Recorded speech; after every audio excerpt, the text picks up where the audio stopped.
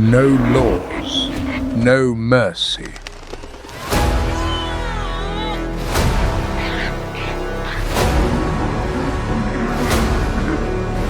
In this wild arena, the strong do not always triumph.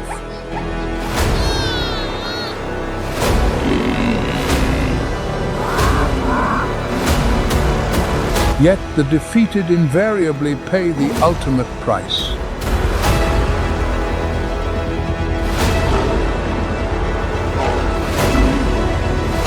Survive to pass on your legacy or vanish from the game forever.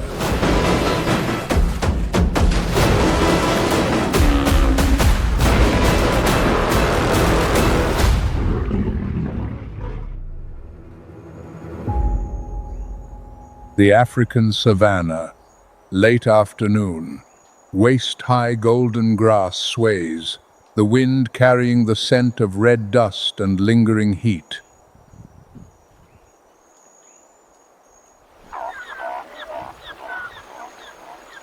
A dazzle of plains, zebras grazes some 650 feet from the riverbank.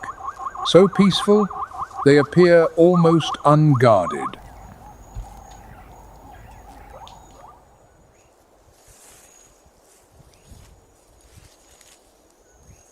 But barely 260 feet away, within the Golden Sea, something stirs.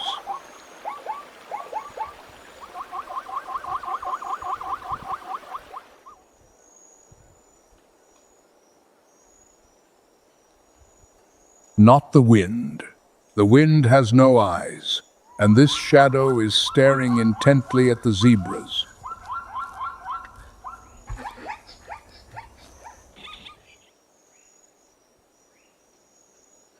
The African lion, the world's only highly social big cat, and the savanna's sole apex predator capable of coordinated tactical warfare.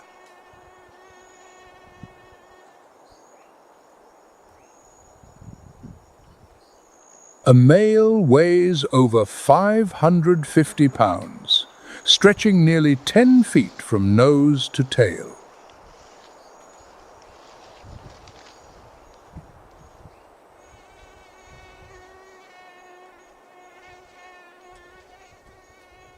His mane, an honorable armor, protects his neck in territorial clashes and broadcasts his vigor. The darker and thicker the hair, the more dominant the king.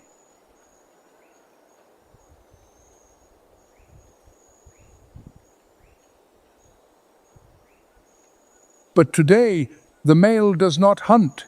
He rarely does.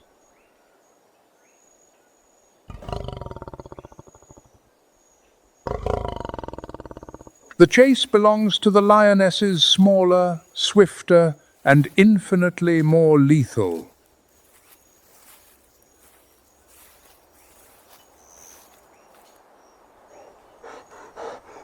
And now their primary weapon is deployed.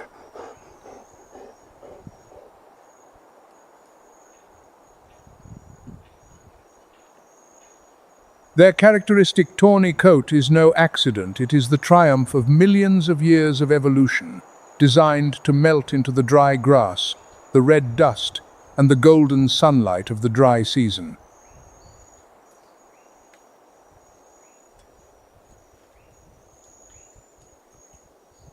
A lioness lying motionless in tall grass practically vanishes, not merely hiding, but dissolving into the landscape, as if born from the earth itself solely to occupy this precise spot.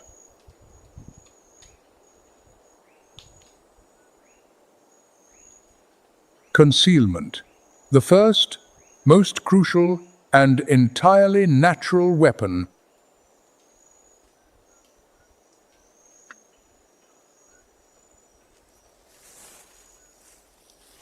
Yet this weapon is only truly invisible if the prey lacks the power to see through it.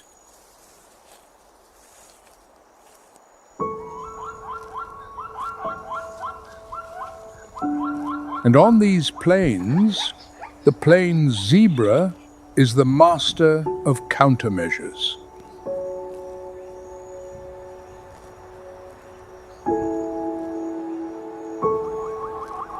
Their black and white stripes are no mere decoration. They are an exquisitely refined biological defense system, evolved directly to confound the very predators stalking them.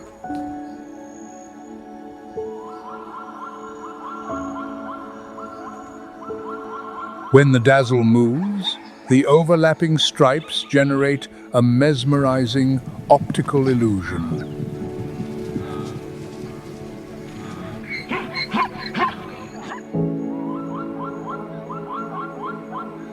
Scientists call it motion dazzle, leaving the lioness with a chaotic blur of patterns, unable to discern body outlines or judge the distance to a single target.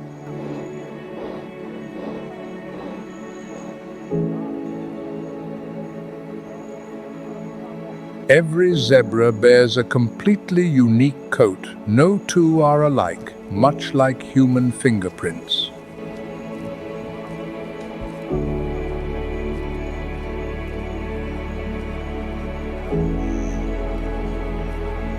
These stripes also aid in thermoregulation and deter parasitic biting flies.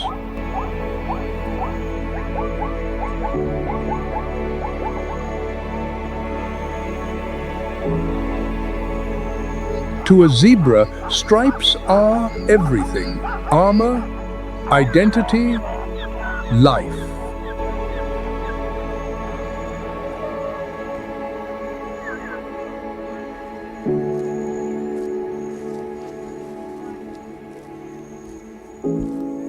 Illusion against illusion. The lioness vanishes in the grass. The zebra vanishes within the herd.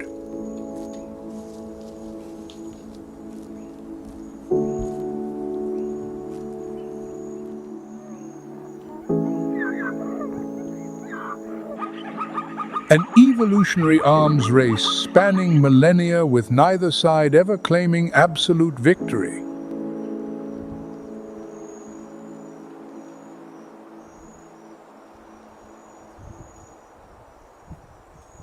The wind shifts.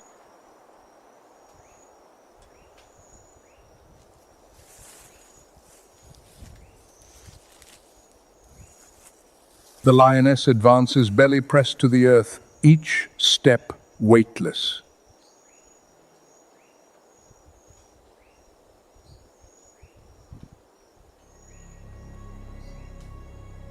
Eyes lock onto her target, a zebra drifting from the collective.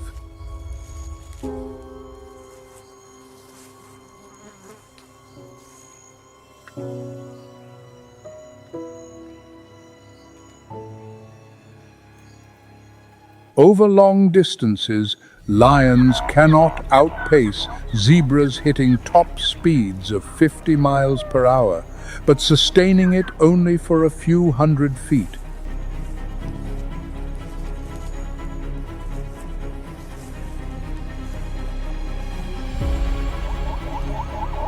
A zebra runs at 40 miles per hour, yet boasts vastly superior endurance. If it spots the predator early, the hunt is doomed before it begins.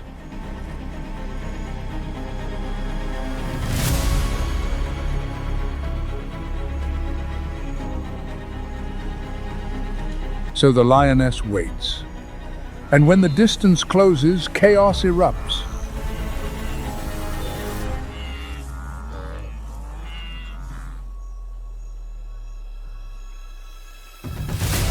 The dazzle explodes into motion.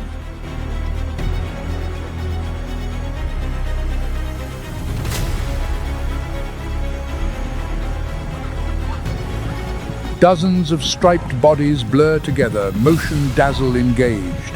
Overlapping lines, thrashing hooves, billowing dust.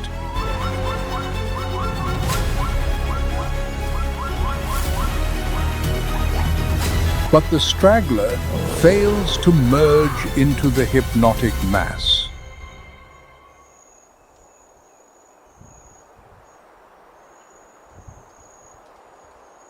It runs alone, a stark silhouette against the golden savanna.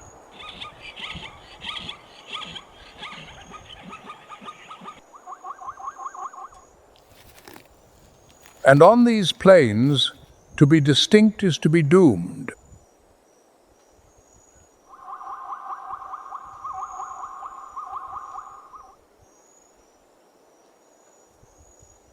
The dust settles. Over 300 feet away, the herd pauses, watches, then returns to grazing.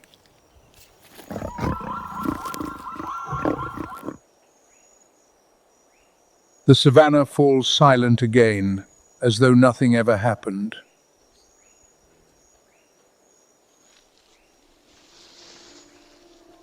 Concealment and stripes, offense and defense. Two systems honed over millions of years, so impeccable they defy further improvement.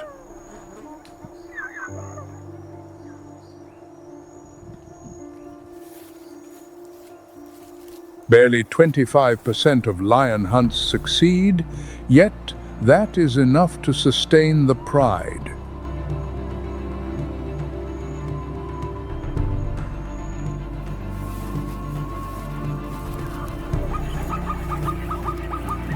But what if, just what if, one side suddenly lost its greatest weapon?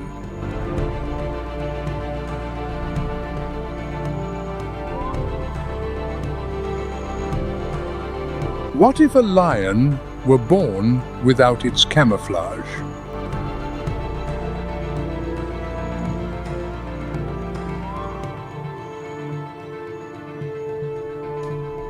What if a zebra were born without stripes?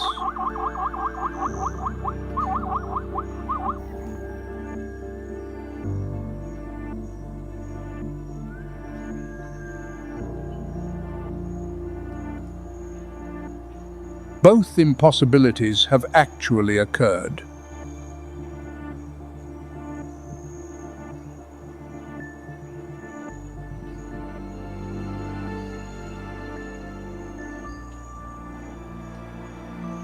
In South Africa's Timbavati region roam lions that nature seemingly forgot to paint.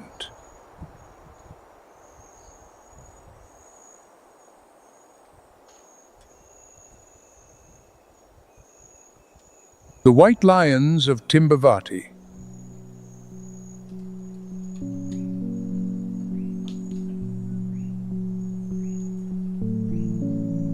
Not albinos, but bearers of a rare genetic mutation called leucism, which suppresses pigmentation, leaving a snowy coat that strips away the very camouflage their ancestors spent millennia perfecting.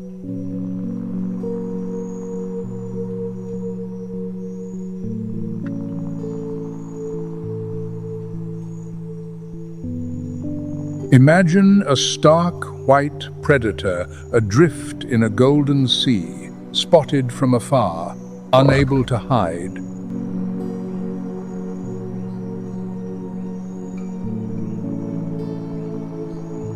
On the savanna, standing out is a death sentence.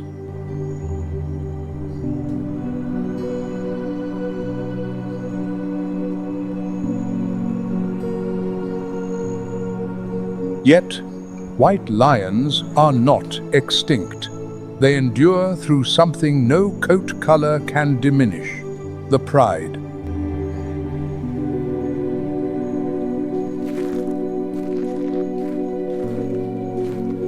Lions are the only social big cats.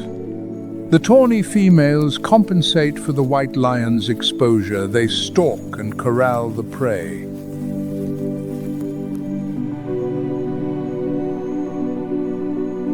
The white hunter merely needs to be in position to deliver the killing blow. The pride is the shield, the surrogate camouflage.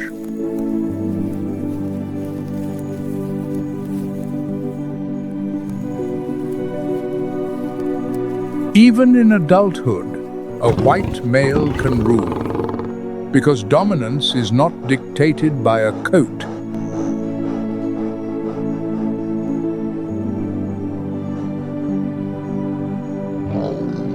It is dictated by fang and claw.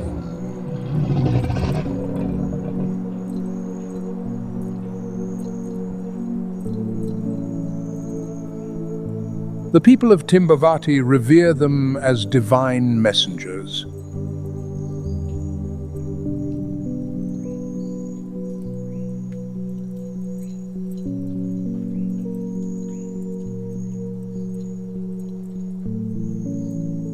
While science views their existence as a testament, evolution does not always equip a creature with everything it needs.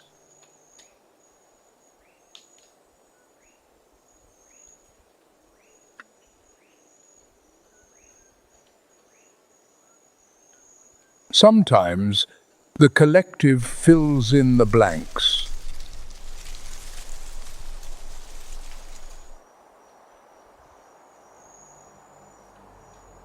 The African savanna, where blending in is life and standing out is death. But occasionally, just occasionally, the most conspicuous are the most resilient.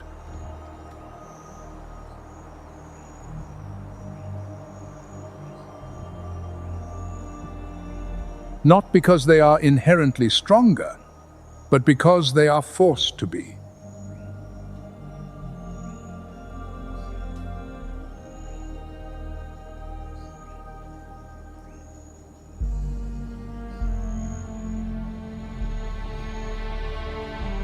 The plains test life through exposure. Halfway across the globe, the ocean tests life through absolute isolation.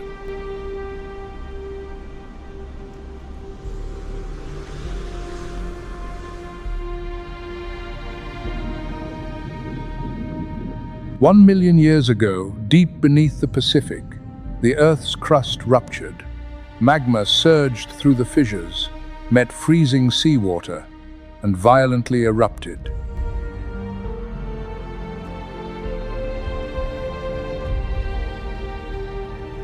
Not an act of destruction, but of genesis, a miracle forged of fire and water.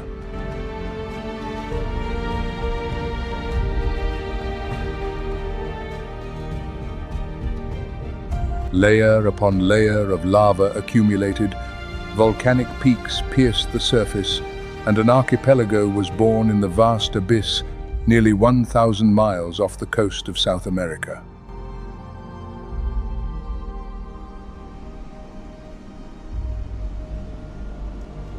The Galapagos, where fire meets water, where life took root on barren stone and bitter salt.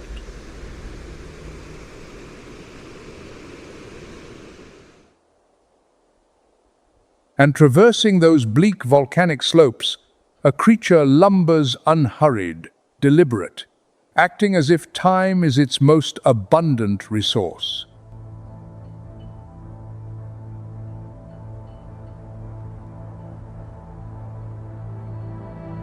The Galapagos giant tortoise, weighing up to 900 pounds, spanning over 4 feet, it has inhabited these islands longer than any other creature.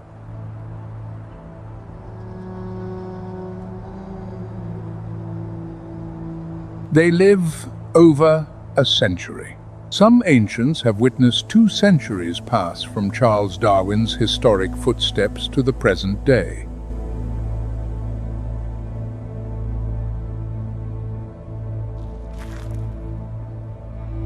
Plodding at barely 1/3 of a mile per hour, there is no rush. Here, they face no natural predators. Time is their only necessary ally.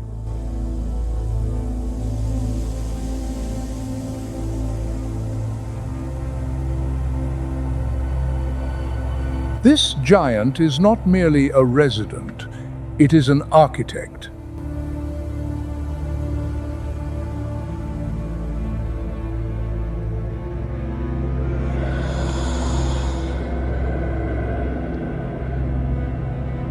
Its trails become highways for insects. Seeds are dispersed in its wake. An entire ecosystem is shaped by each ponderous footstep.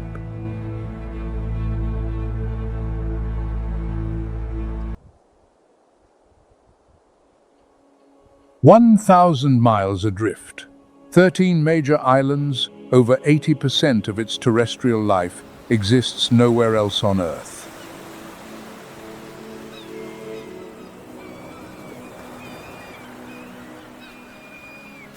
The Galapagos is no tropical paradise. It is an evolutionary crucible where the laws of survival were rewritten in absolute isolation.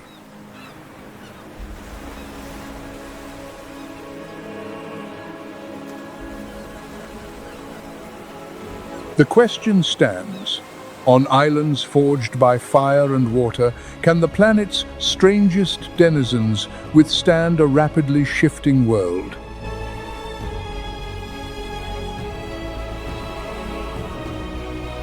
To uncover the truth, we must descend from the volcanic peaks where the giant tortoise plods down the slopes toward the shore, where an entirely different realm awaits.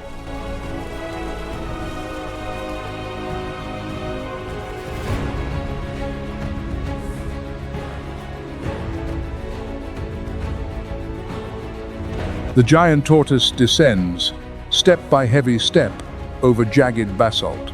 Ahead, waves batter the black rocky shoreline, the frontier between earth and ocean.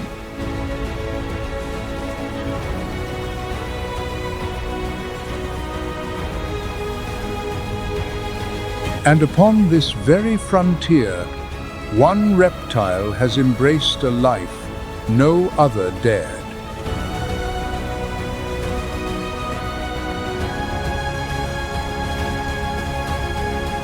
On the scorching black shores, hundreds of creatures lie perfectly still, piled atop one another like statues carved from solidified magma.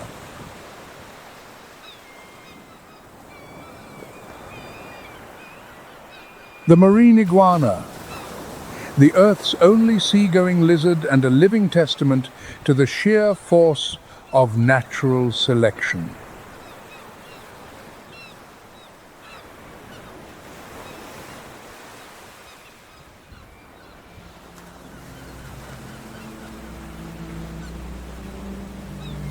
Anywhere else, lizards belong to the land. Here, evolution authored a different script, pushing them into the sea, compelling them to graze on submerged algae, transforming them into master divers.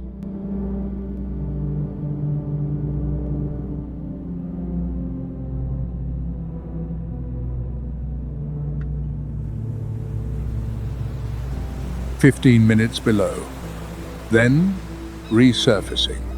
And their first act upon returning is to sneeze.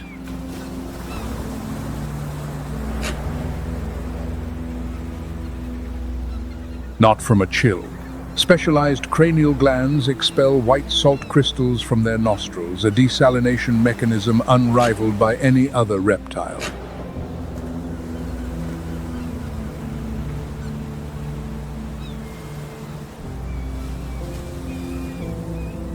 Their pitch-black skin is intentional. It is a thermal suit, absorbing every sunbeam after foraging in the freezing 59-degree Fahrenheit waters of the Cromwell Current.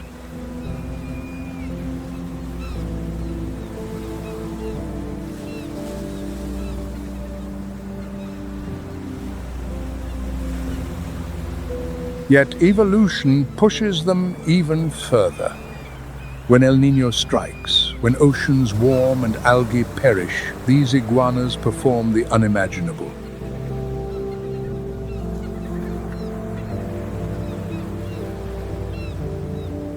They shrink, not just shedding fat, not merely losing muscle, but shrinking their very bones.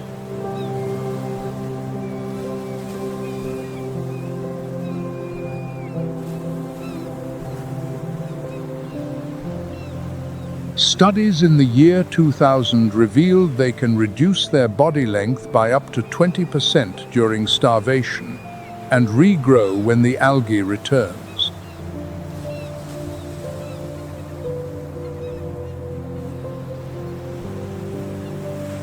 No other adult vertebrate on the planet is known to possess such an ability.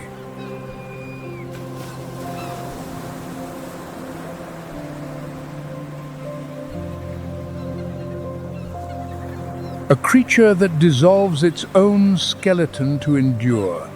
This is the Galapagos, where evolution knows no bounds.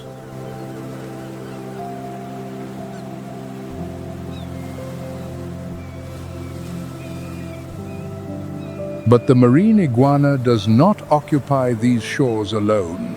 It has allies, and those allies are surreal in their brilliance.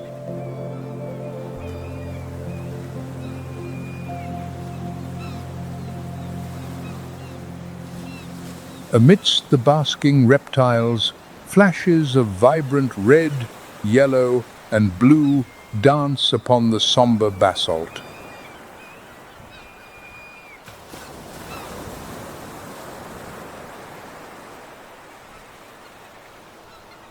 The Sally Lightfoot crab, 10-legged, lightning fast, and the most resplendent jewel of the intertidal zone.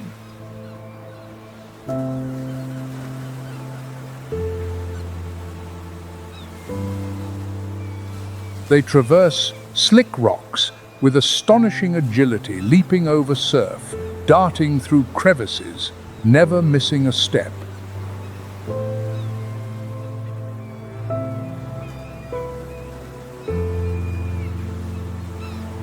Against the gloomy volcanic canvas, their fiery armor is a bold proclamation. I am faster than anything that might seek to catch me.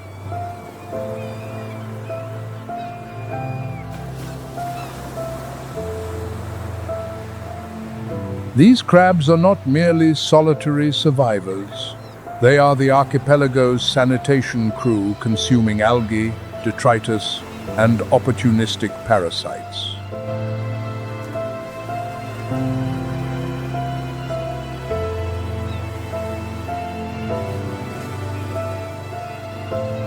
And here begins a remarkable relationship. As the marine iguanas lie immobilized by the sun, the crabs clamber aboard and begin to feast.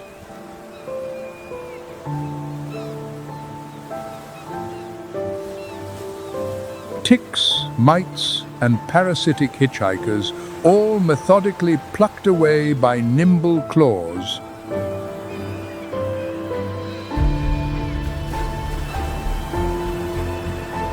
The reptiles do not flinch, no shivers, no shooing. They remain motionless, for this unspoken treaty benefits both.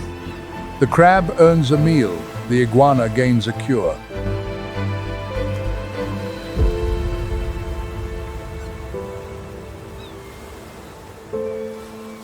Mutualism, a silent pact between two vastly different lineages forged over millions of years of natural selection.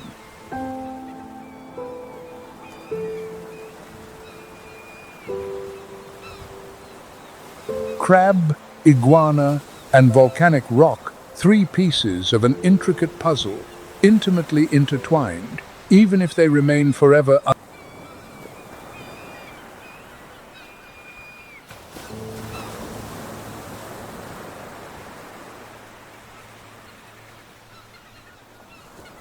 Gazing down from the precipice, beneath the crystalline surface, an entirely different drama unfolds.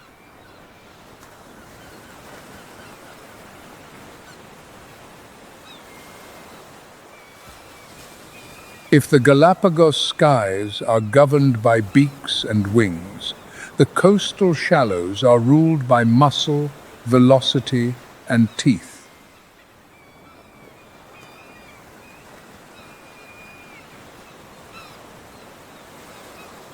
Upon the jet-black sands, the legacy of lava, hundreds of Galapagos sea lions pile together, frolicking, barking, and fiercely guarding their domains.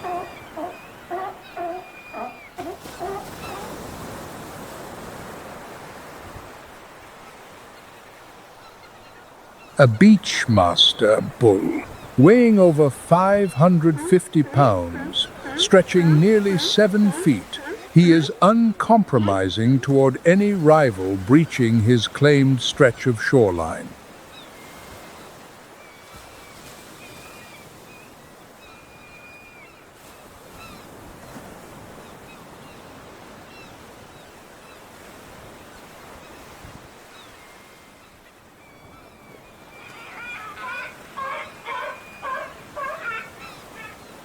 Territorial clashes between giants crashing, biting, ramming, generate bone-jarring forces that echo across the bay.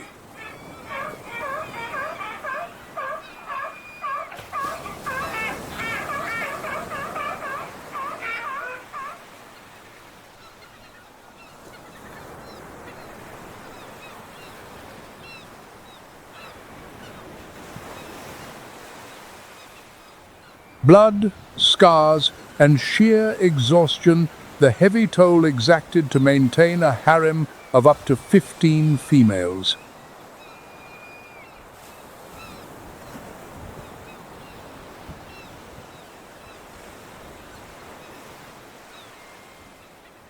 Beneath the waves, the sea lion transforms completely.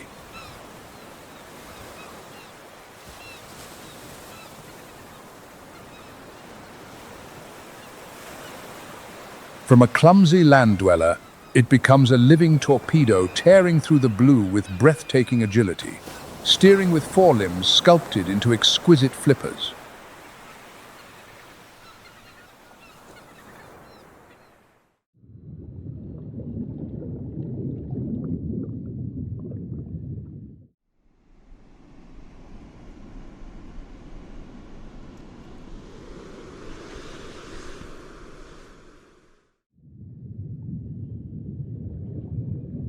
Their thick, rigid whiskers operate as tactile radar, detecting the minute vibrations of fleeing fish, even in murky depths.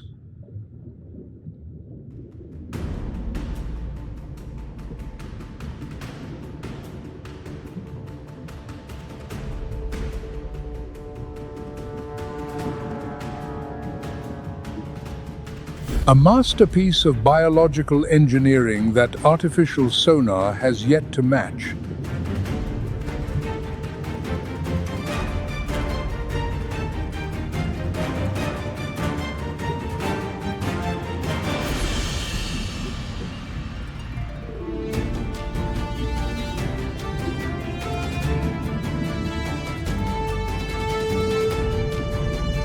Sardines, squid, a daily submarine banquet.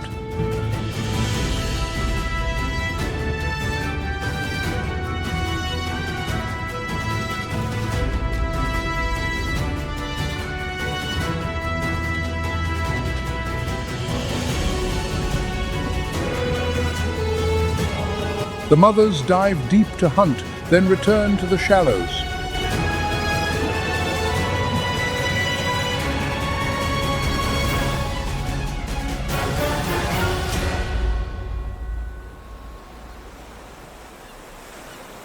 And a pup recognizes its mother amidst hundreds of voices through a singular call. Each pair shares a unique acoustic signature, an auditory fingerprint.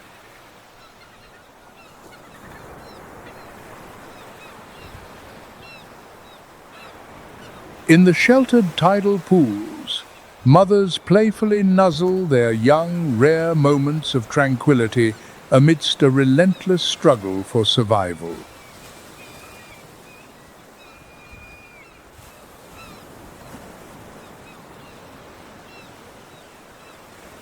The tender vocal exchanges skip across the water, perhaps the gentlest sounds these harsh islands ever produce.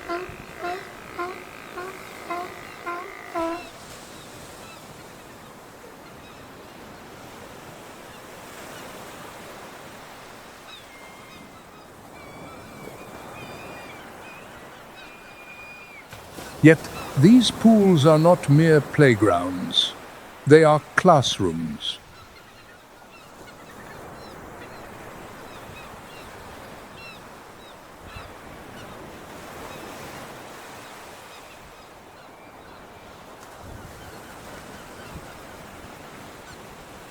Here, mothers instruct their pups in the art of navigation, how to hold their breath, and how to spot shadows rising from the deep, the silhouette of death.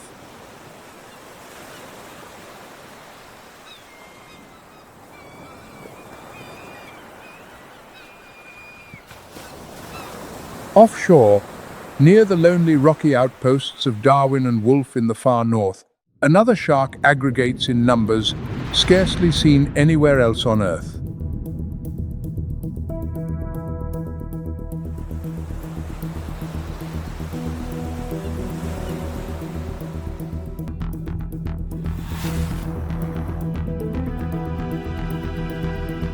The ampullae of Lorenzini electroreceptor pores, scattered across its broad head, allow the hammerhead to detect the faintest electrical impulses of prey buried in the sand.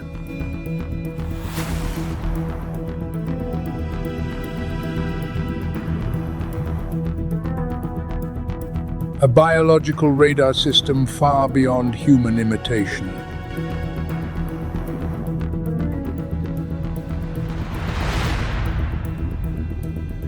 Hundreds of these predators school together around Darwin and Wolf, forming one of the most breathtaking submarine spectacles imaginable.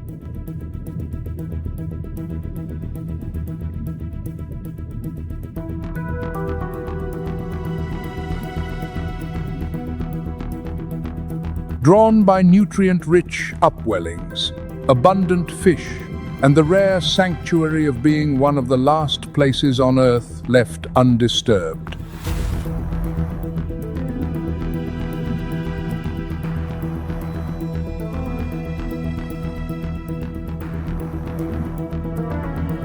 The Galapagos shark policies the coastal shallows.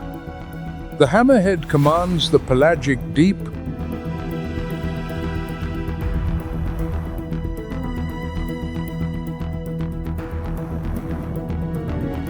two titans, two distinct hunting grounds sharing a single duty, anchoring this fragile oceanic web of life.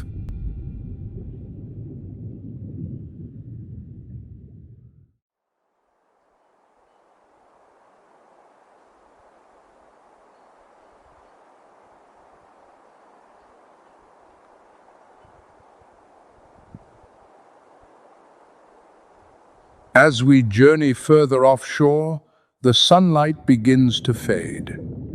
The jagged cliffs, the noisy beaches, and the frantic coastal squabbles fade away, yielding to a silent, sapphire void.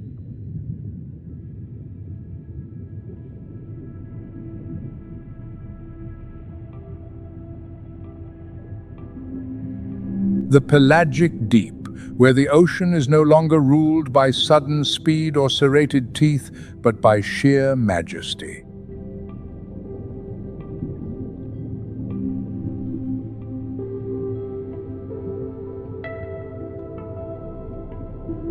And its most majestic inhabitant is flying not through the air, but through the water.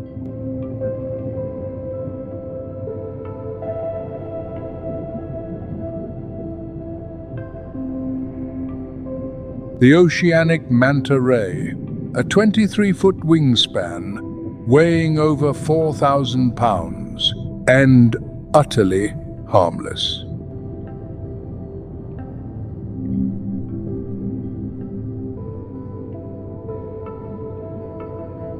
While sharks execute with jaws, and sea lions conquer with brute force, the oceanic manta glides.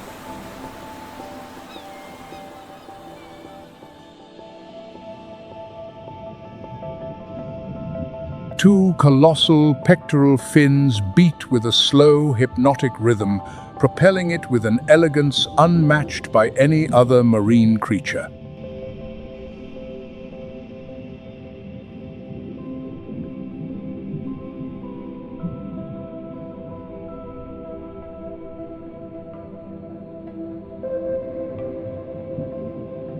They do not flap like birds. They undulate long, silken strokes, as though soaring through thick air rather than dense brine.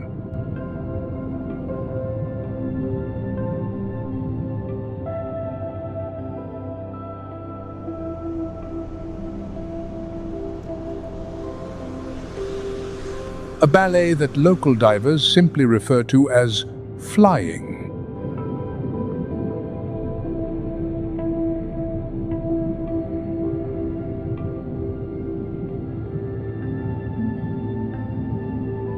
The manta boasts the largest brain of any fish, its brain-to-body ratio far eclipsing even the most advanced sharks.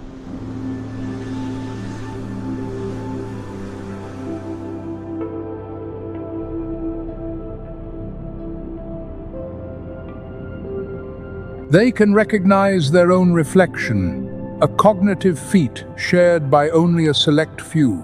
Great apes, dolphins, elephants, and these magnificent rays.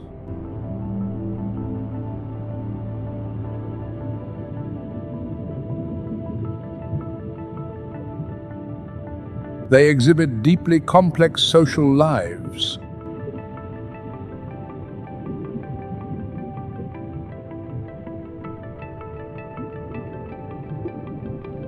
Returning to the same cleaning stations year after year, recognizing old acquaintances, and seemingly forming enduring friendships with chosen companions.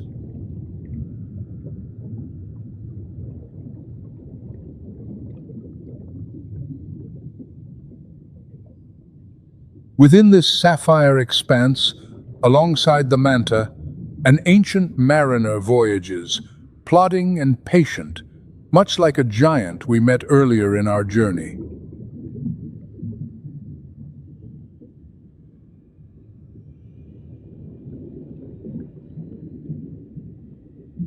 The green sea turtle. Weighing over 400 pounds, stretching over 3 feet long, it has sailed the oceans for over 100 million years, outliving the dinosaurs.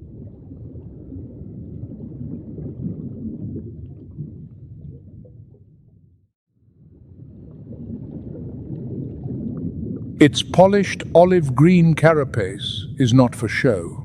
It is the sole bastion in the open ocean, where there are no reefs to hide in, no burrows to flee to.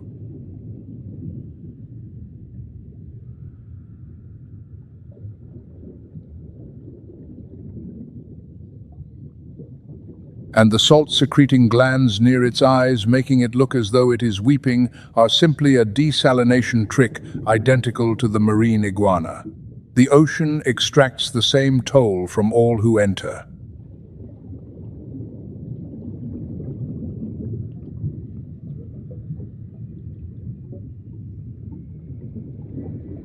They are supreme navigators, traveling not hundreds, but over 1,600 miles across the featureless Pacific, from foraging grounds to nesting beaches and back.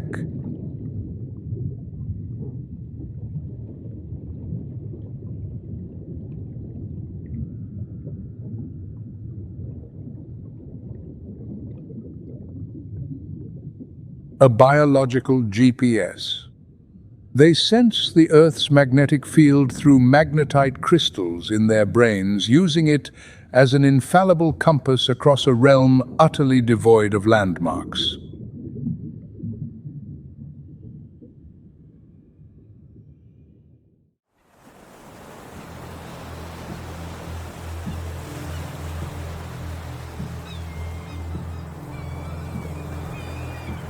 Upon reaching the islands, females haul themselves onto the black volcanic sand beneath the moonlight.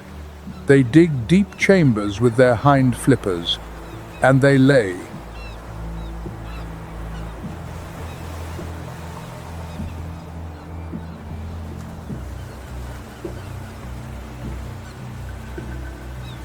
"100 eggs, sometimes more, entombed in the warm sand, where the temperature will dictate a fate few creatures ever face."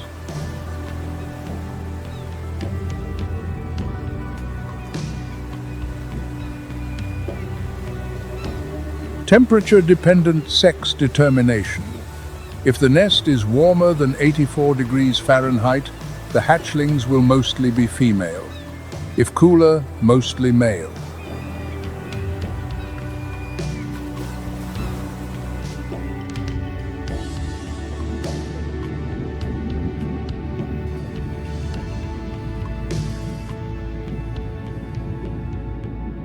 A changing global climate is superheating these beaches.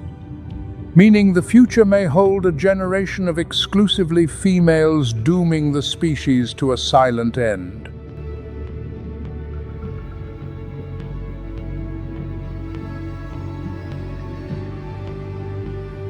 A lineage that survived 5 mass extinctions, now imperiled by a mere shift of a few degrees.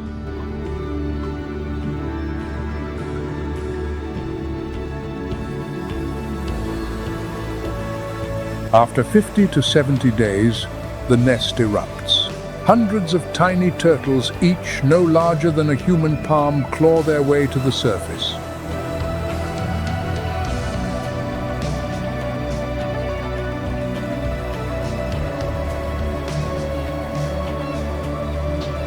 Yet before worrying about the distant future, a hatchling must survive tonight.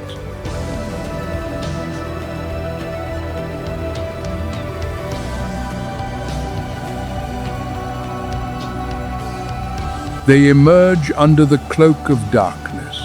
Ancient instinct commands, head toward the brightest horizon, the starlight reflecting off the rolling waves.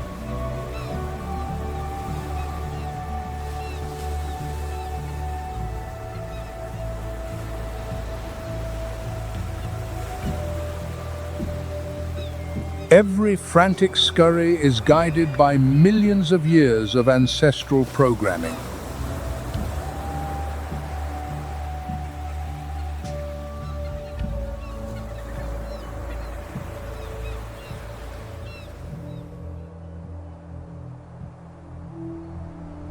Viewed from high above, the Galapagos shrink into scattered dark specks amidst the vast Pacific. Minuscule and profoundly alone.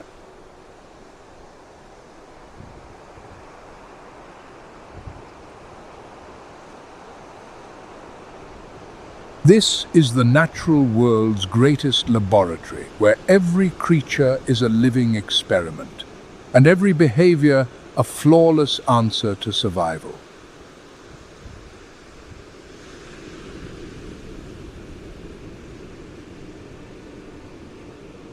But the fortress of isolation that once guarded these shores has crumbled.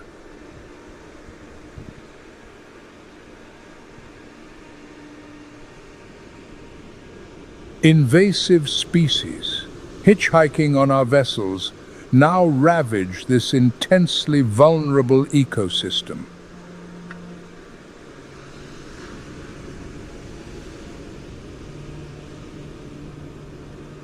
And more ominously, the great oceans are warming. If the currents shift and the food webs shatter, all life here could collapse.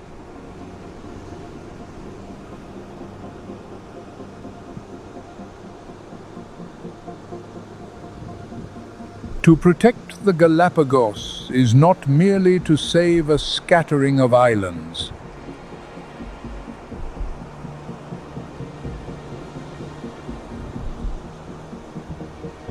It is to preserve the greatest epic nature ever penned a saga, millions of years in the making, one that finally revealed to humanity the secrets of our own origins.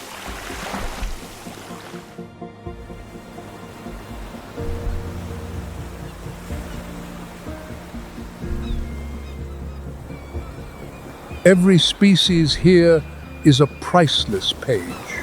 Tear one out, and humanity loses that chapter forever.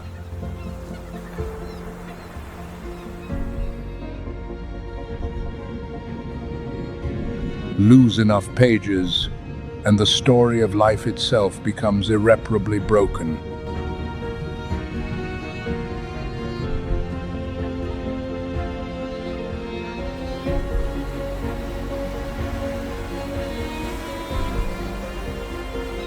High on the desolate slopes, the giant tortoise, the eternal witness, still lumbers on, ponderous, unhurried.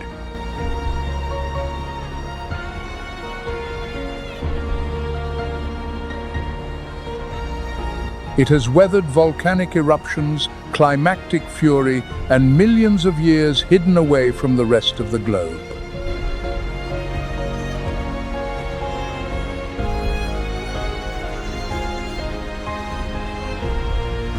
Will it outlive the age of man?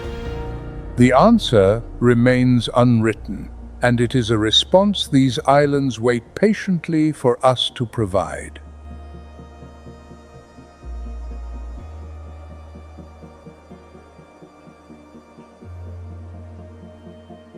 The ocean remains sapphire, the volcanoes sleep, and on this untamed archipelago, 1,000 miles from nowhere, nature continues to write page by page.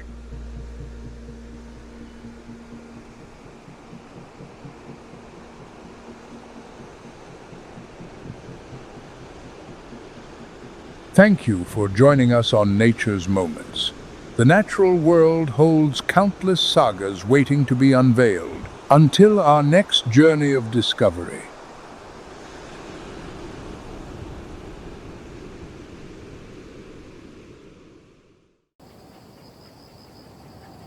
On the African savanna, life begins with a free fall from a height of 6 feet.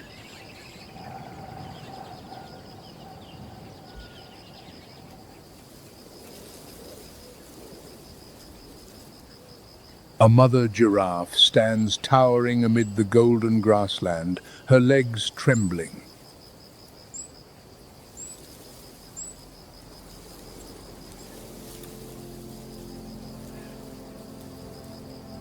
After 15 months of pregnancy, nearly as long as a human gestation, the decisive moment has arrived.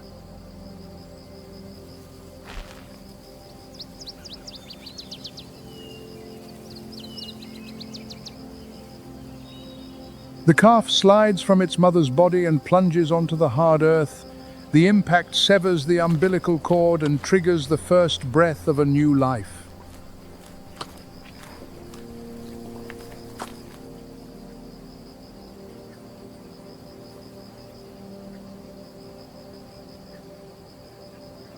Beyond, the savanna stretches to the horizon, where millions of creatures are beginning nature's game of life and death.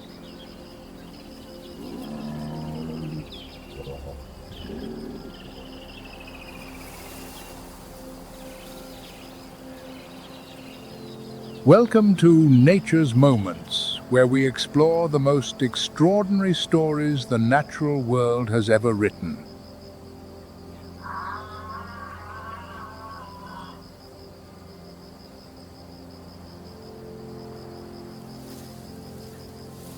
The calf has risen. But standing does not mean surviving, it is merely the condition to begin.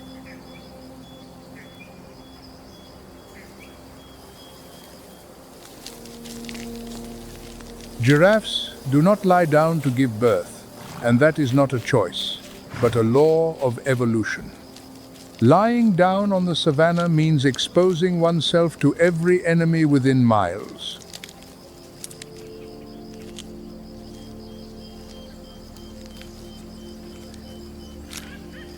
To understand how this creature can stand, one must look inside its body.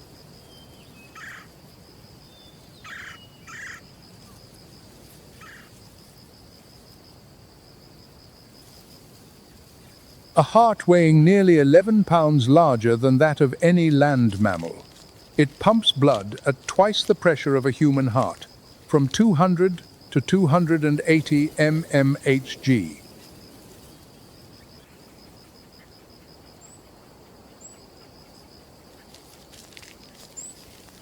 That pressure drives blood up to a brain nearly 6.5 feet from the heart through a neck with 7 vertebrae, the same number as a human, but each one 10 inches long.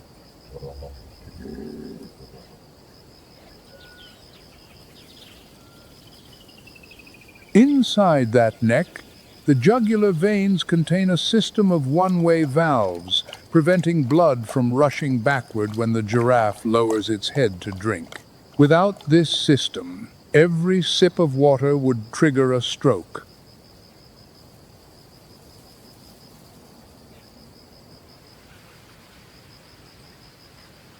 A tongue 18 inches long, dark purple to resist ultraviolet radiation, wraps around thorny acacia branches, delicately stripping leaves without injury.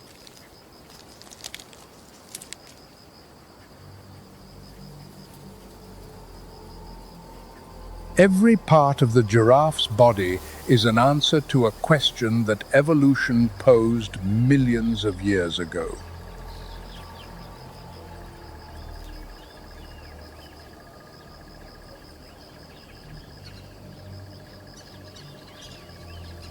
The mother giraffe does not rest for even a single second.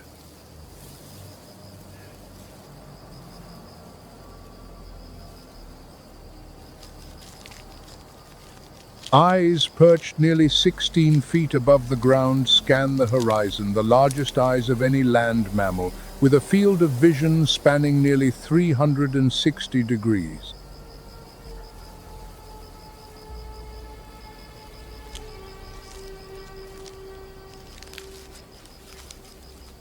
Atop her head, a pair of ossicones covered in skin and fur, unlike the solid horns of Cape buffalo or the hollow antlers of deer. Ossicones are bony structures that develop from cartilage and harden over time.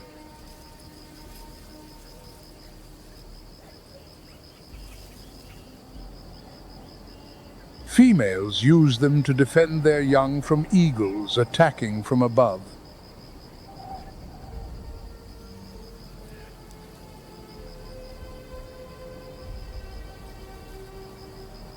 Giraffes sleep remarkably little, an average of just 30 minutes per day, divided into brief naps of 5 to 10 minutes.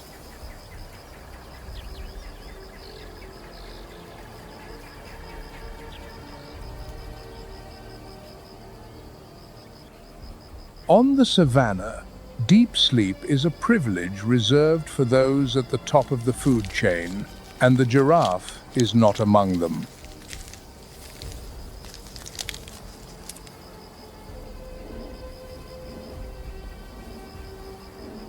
She can spot a lion from miles away, but eyes alone are not enough.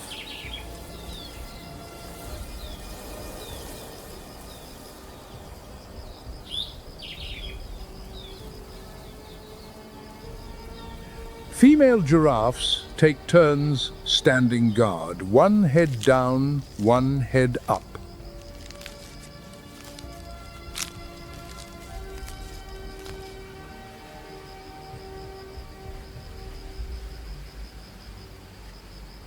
Mother and calf maintain contact through low-frequency sound below the threshold of human hearing infrasound, an invisible call that carries for miles across the grassland.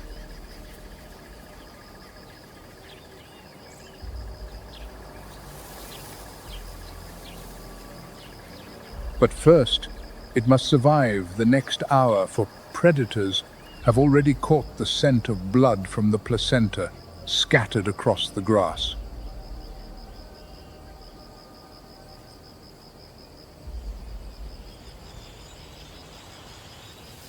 The smell of birth blood drifts on the hot wind of the Serengeti, and spotted hyenas are the first to answer that signal.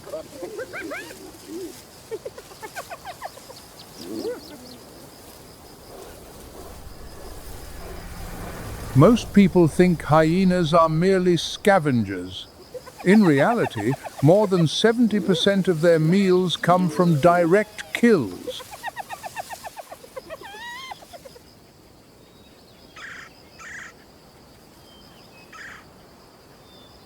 A hyena's heart accounts for 1% of its total body weight, double the ratio in a lion, enabling them to sustain speeds of 37 miles per hour, not for seconds like a cheetah, but mile after mile.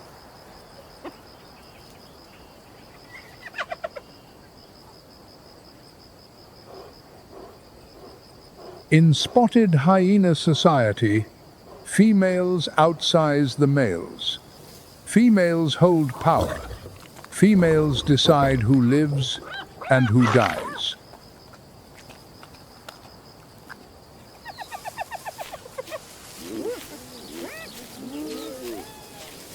Absolute matriarchy, an order that very few species on the savanna dare to adopt.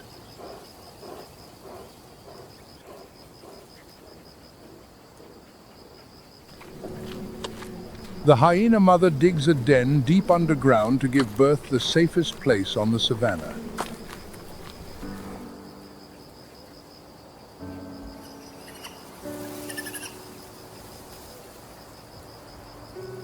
Hyena cubs are born with open eyes and teeth already in place, one of the very few carnivores in the world whose young are ready to bite from day one.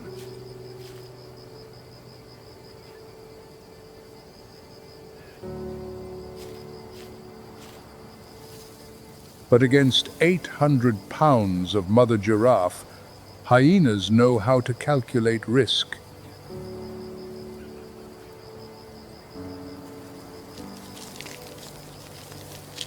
Each kick from legs taller than an adult, human enough to crush the skull of any attacker.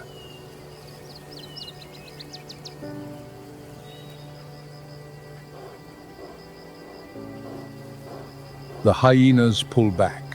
Patience is their weapon now, and on the savanna, patience kills as surely as fangs.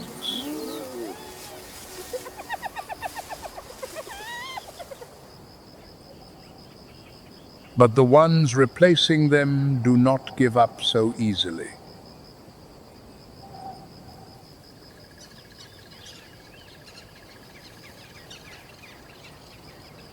A lioness, top speed of 50 miles per hour, muscle comprising 60% of her body weight, claws nearly 2 inches long, capable of shredding Cape buffalo hide.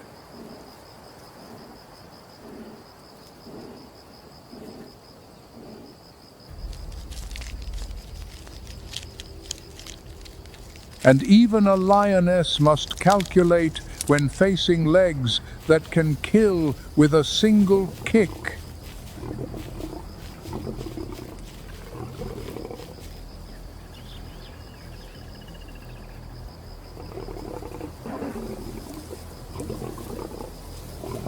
Strength does not always belong to the one with the sharpest fangs sometimes. It belongs to the one with a reason too great to ever back down.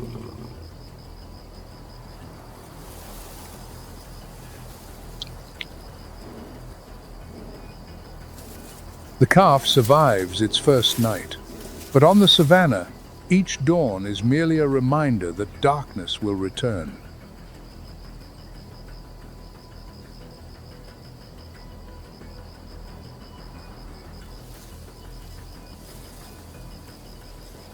And not every mother must fight alone.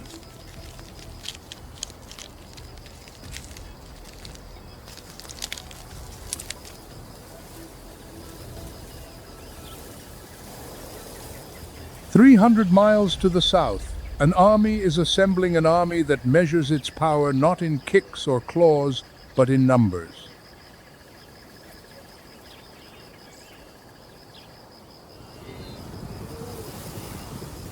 1.5 million wildebeest, along with hundreds of thousands of zebras and eland, begin an 800-mile journey across East Africa.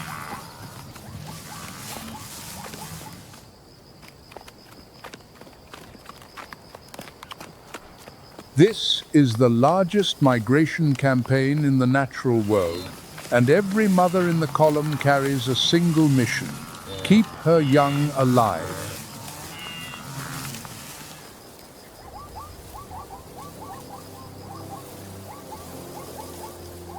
Zebras are the pathfinders. Their geographic memory records every stream, every hill, every river crossing knowledge passed through generations, refined by millions of years of evolution.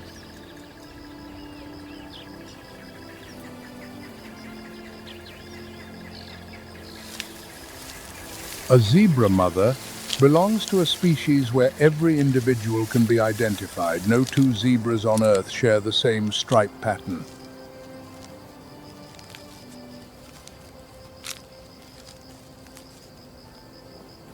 A foal memorizes its mother's stripe pattern within the first few hours and will remember it for life.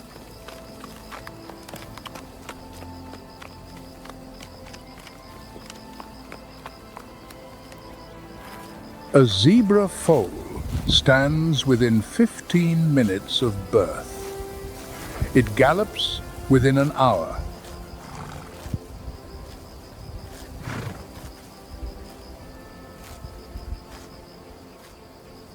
On the Savanna, there is no childhood, only a brief window before the enemy closes in.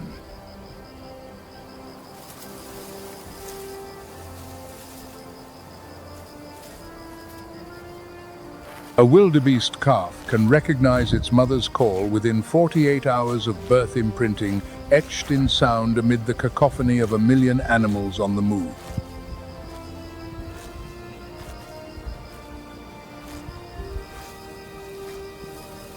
Failing to recognize its mother means separation from the herd. Separation means death.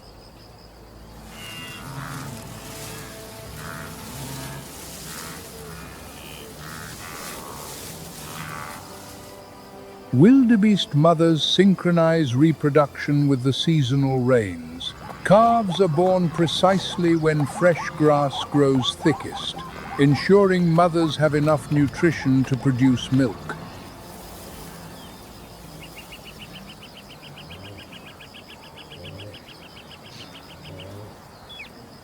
It is no coincidence that 400,000 calves appear at once. That is a biological clock calibrated by rain.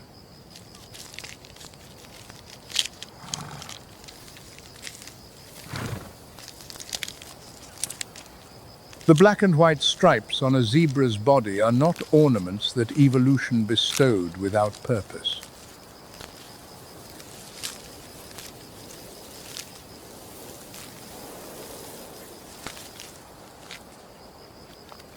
When the entire herd runs, hundreds of striped bodies merge into one another, creating a motion dazzle effect, an optical illusion that prevents predators from locking onto a target amid the sea of movement.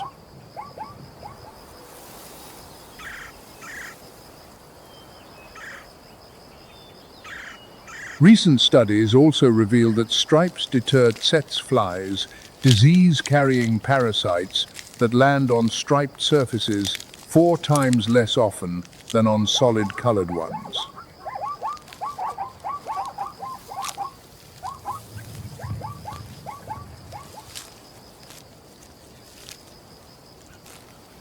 One coat, 2 functions so efficient that even nature itself must admire it.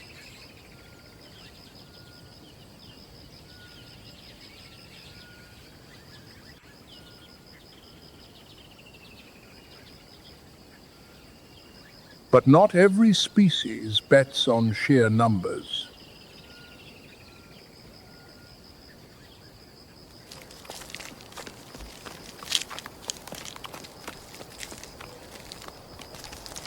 The eland, the largest antelope on the planet, with adult males weighing up to 1 ton, chooses the opposite strategy entirely.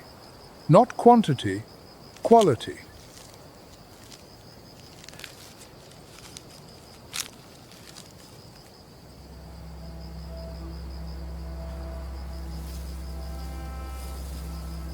Eland milk contains 5 times the fat content of cow's milk, 11 to 17%, compared to just 3.5.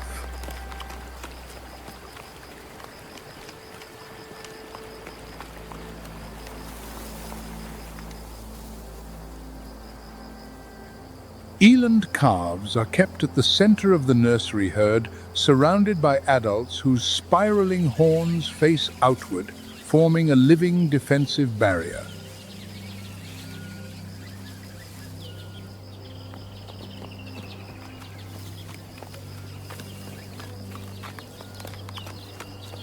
When moving, adult eland produce a clicking sound from their knee joints, audible from several hundred yards away, helping the herd maintain contact even in complete darkness.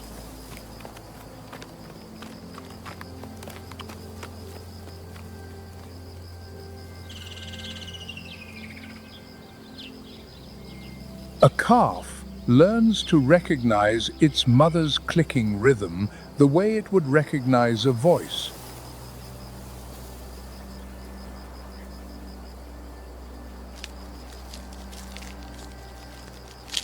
And when cornered, an adult eland can leap 8 feet from a standing start, 1 ton of muscle launched into the air.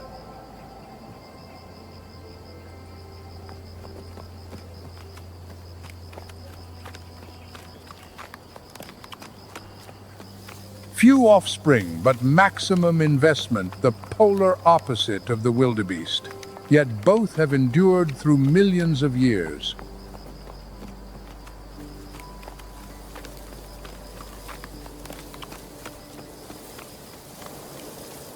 Evolution does not judge. Evolution only preserves what works.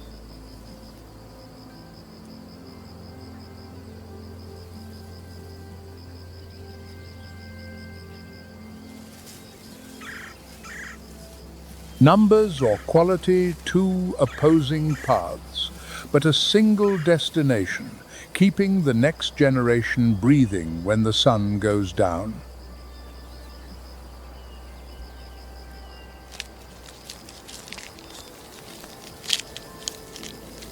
If you find the survival strategies of savanna mothers as captivating as we do, share your thoughts in the comments below.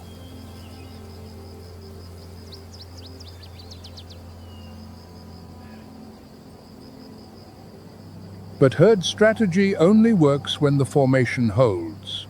When a calf is separated from its mother, when an individual is lost amid the vast grassland, the calculus changes entirely.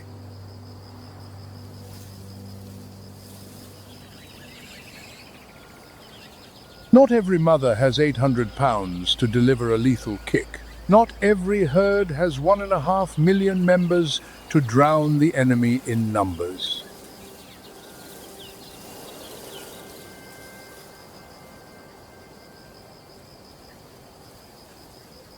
Some mothers choose the most ancient weapon on earth, older than fangs, older than strength, invisibility.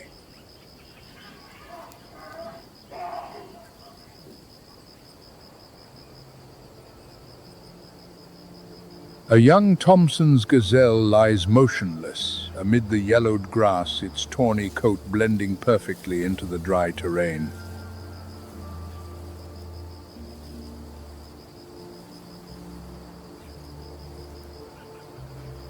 Undeveloped scent glands render it nearly odorless.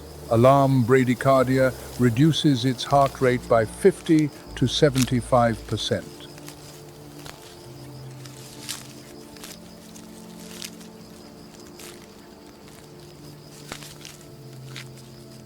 Crypsis camouflage renders the fawn nearly invisible amid the grassland.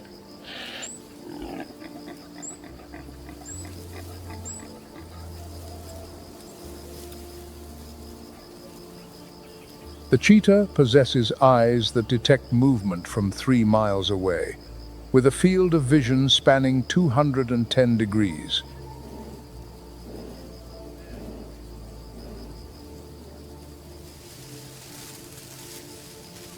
Across the cheetah's retina, a specialized band of cells called the visual streak sweeps the horizon like a biological radar.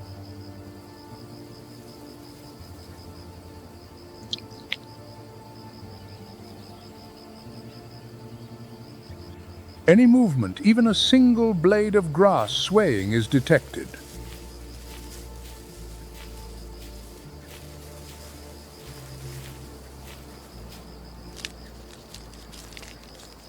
But that radar captures only motion, and the Thomson's fawn has transformed itself into absolute stillness.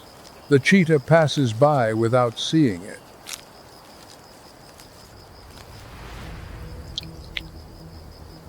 Camouflage has an expiration date.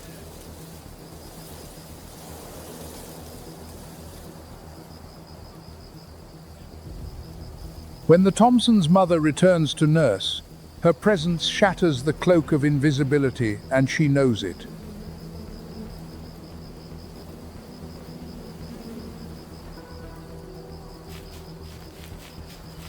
She chooses the boldest strategy possible, turning herself into a decoy.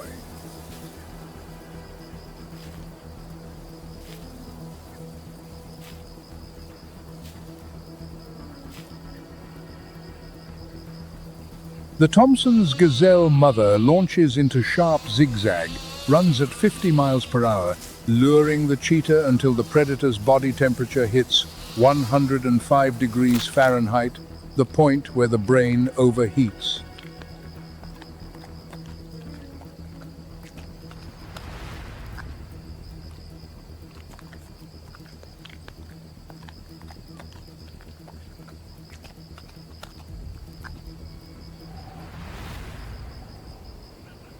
Not far away, a warthog mother chooses the opposite strategy entirely. No deception, no decoy.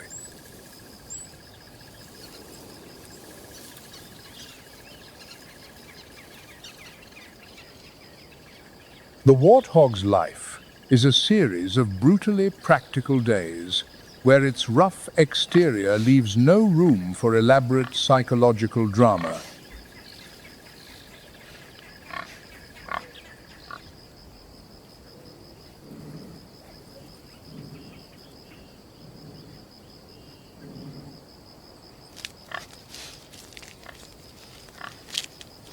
They are the Savanna's greatest squatters, memorizing the coordinates of every underground tunnel network within their territory.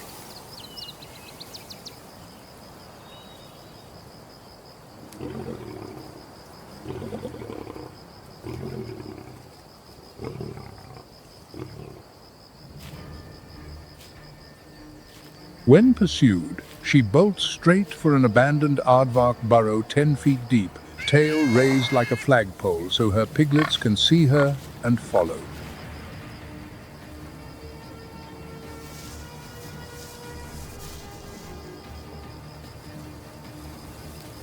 The lion digs, but every minute of digging burns 3 times the energy of a normal hunt.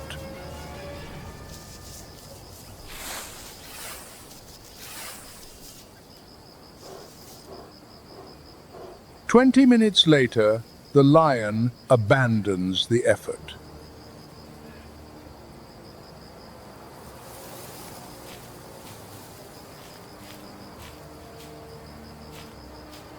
"10 feet underground, the warthog mother and her litter remain safe.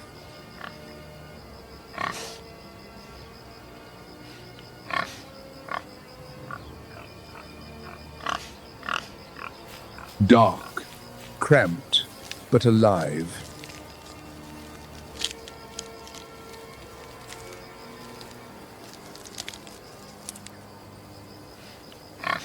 Hide or flee, vanish or lead the way.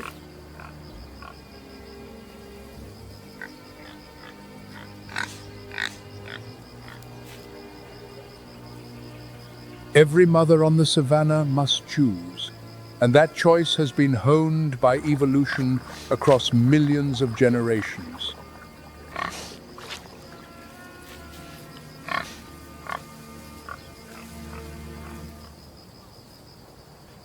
But on the savannah, not every mother has the privilege of defense. Some mothers must hunt, for the kill itself is the only way their young will eat.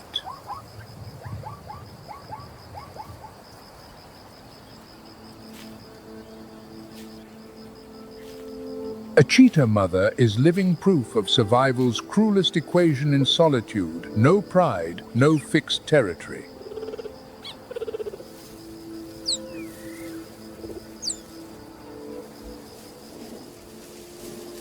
Her body is a masterpiece of speed, a heart-pounding 250 beats per minute at full sprint, semi-retractable claws gripping the earth like steel spikes, a spine flexing to extend each stride beyond 23 feet.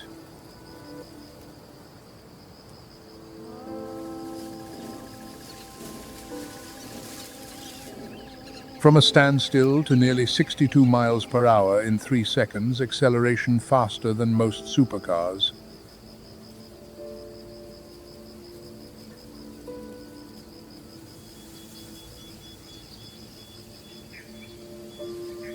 But that speed lasts only 1,000 feet before her body overheats.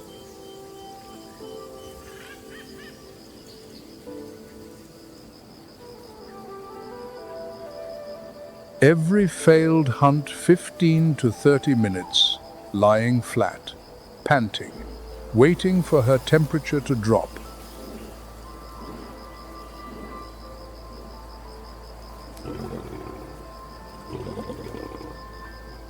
And during those minutes of helplessness, hyenas or lions can steal her, kill or attack her directly.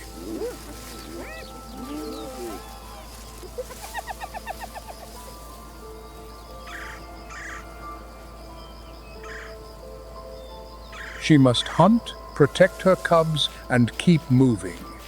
3 roles at once with no one to share the burden.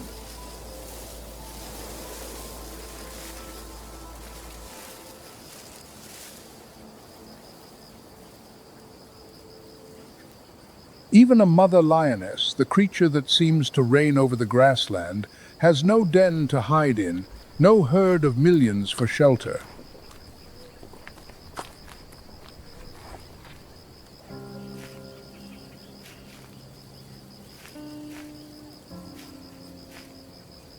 She must kill so that her young may live.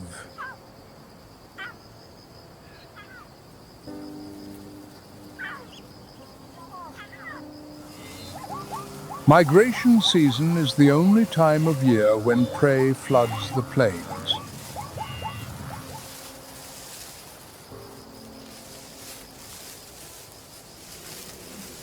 But a mother lioness succeeds in only 20 to 30% of her hunts.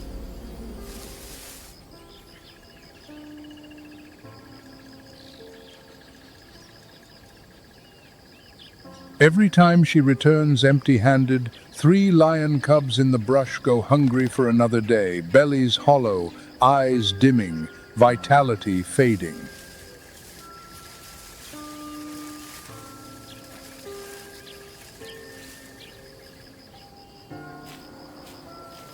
In reality, 80% of lion cubs do not survive to age 2, dying of starvation, killed by rival males seizing the pride, or trampled beneath Cape buffalo hooves.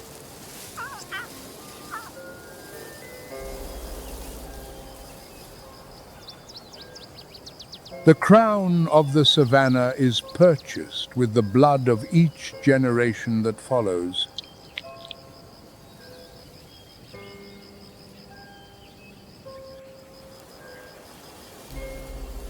On the Savanna, the line between a mother protecting her young and an enemy taking another's child is thin as a blade.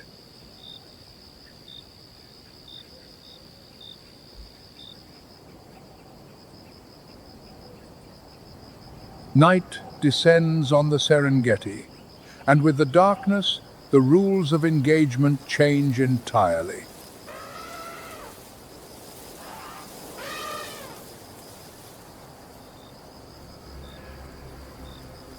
A mother lioness targets the savanna's largest prey, an elephant calf. After dark, the elephant's limited vision becomes a vulnerability.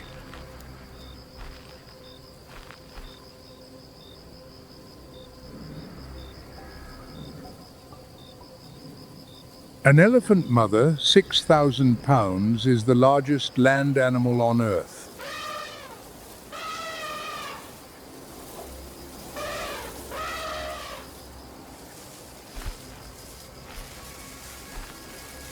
She carries her young for 22 months, the longest gestation of any mammal, and gives birth to just one.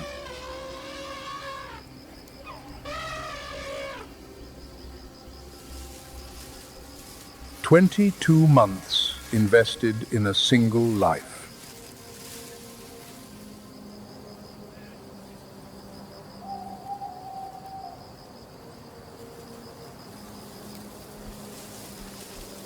When lions attack by night, the elephant mother stands between her herd and the darkness, using trunk, using feet, using every one of her 6,000 pounds.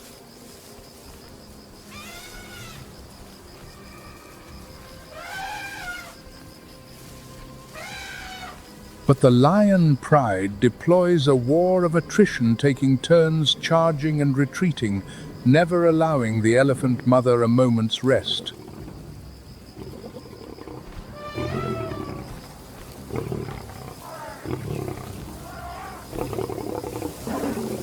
Exploiting the chaos, three dark shapes slip silently behind the formation, closing on the trembling young creature shrinking backward.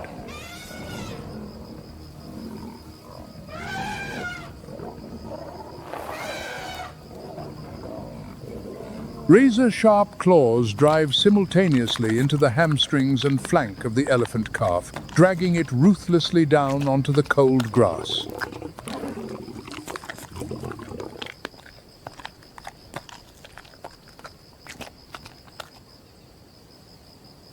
But the cost of that victory exceeds anything a single meal can repay.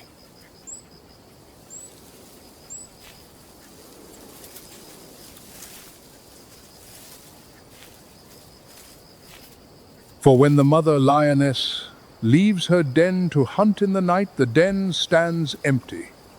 Her cubs lie there, unguarded.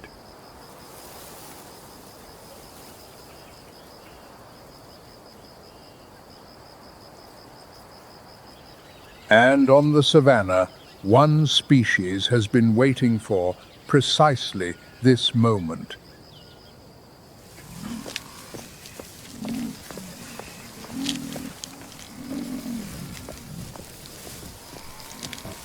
Cape buffalo.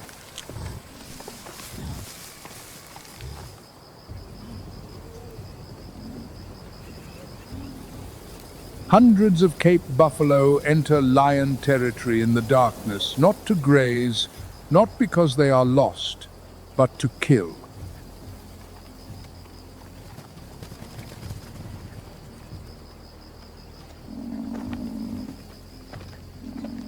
Buffalo mothers remember. They remember the location of the lion den from previous seasons. They remember the scent of blood from calves lost to lion jaws.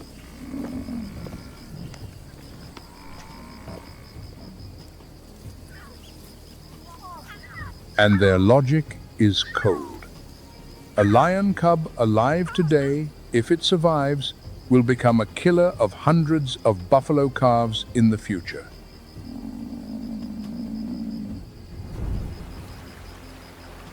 And in some places, that line vanishes entirely.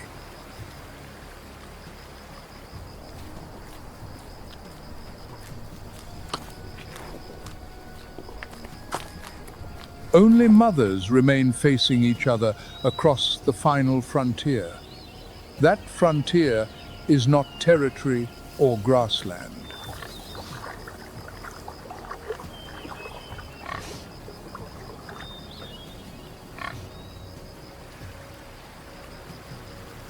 That frontier is a river.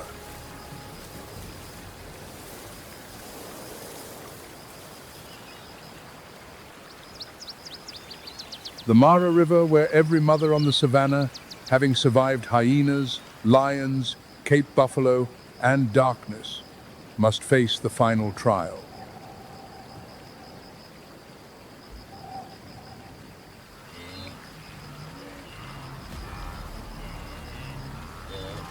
Wildebeest stand on the cliff above the river, hundreds of thousands of bodies pressing, shoving.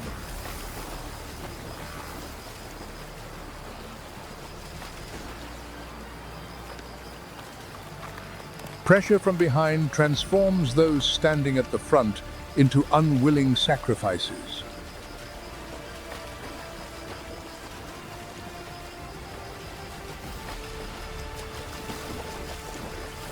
Calves follow their mothers into the rushing current, swirling water, slippery rock faces, and beneath the murky surface, dark shapes already waiting.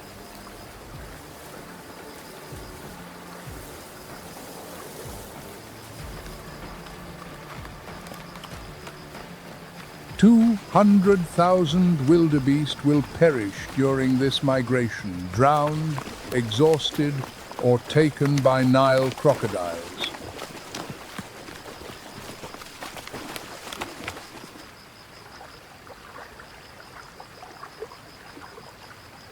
The bite force of a Nile crocodile. 22,000 newtons, the most powerful of any animal ever measured by modern science.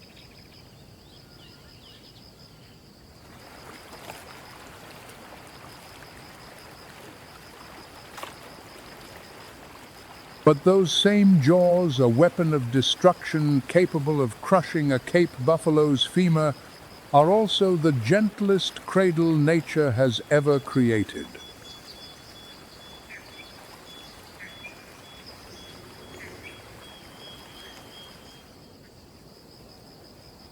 For the crocodile mother is also a mother. She can fast for 3 full months just to guard 60 eggs buried beneath the sand.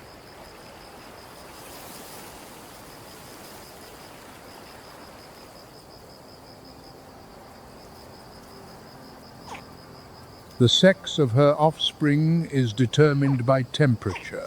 As the earth grows warmer, crocodile populations face collapse from a shortage of males.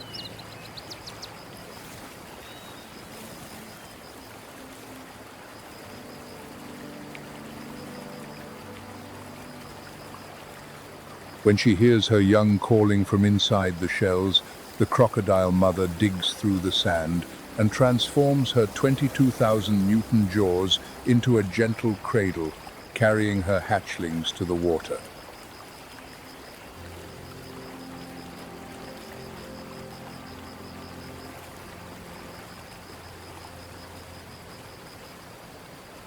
But then she must leave.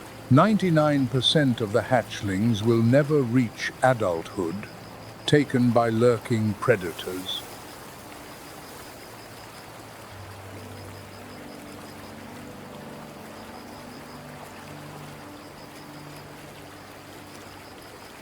Three months of fasting, jaws built to destroy, repurposed to nurture. The price of motherhood, sometimes, is measured in powerlessness over what a mother cannot govern.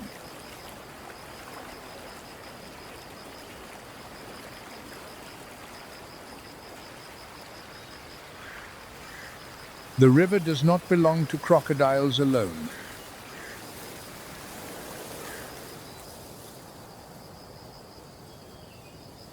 A few hundred yards downstream, another mother is preparing for a moment. No land-dwelling species dares attempt giving birth underwater.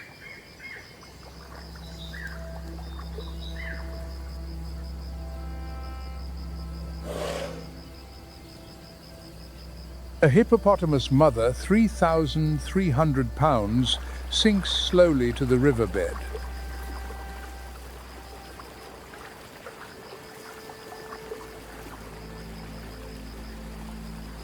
A calf weighing roughly 110 pounds must surge to the surface immediately, for a hippo calf can hold its breath for no more than 5 minutes.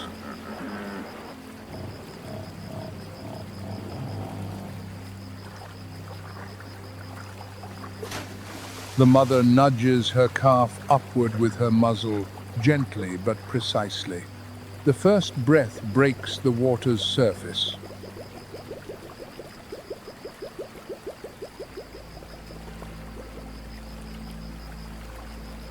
Hippopotamus milk is pink, containing hipposudoric acid, which serves simultaneously as a natural sunscreen, an antibacterial agent, and a rich source of nutrition.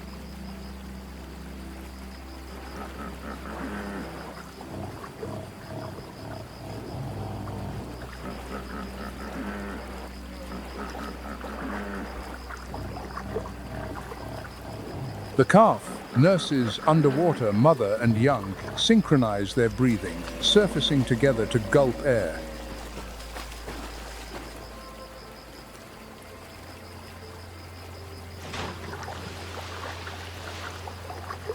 The hippo mother marks her territory by flicking dung with her propeller-like tail, distributing it evenly across the water's surface like a chemical fence.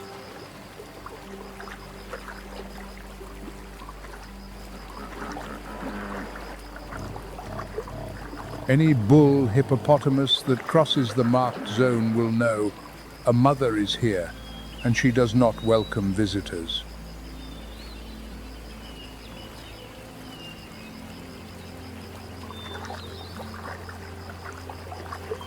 Share with Nature's Moments in the comments. Which savanna mother do you think pays the highest price for her young's survival?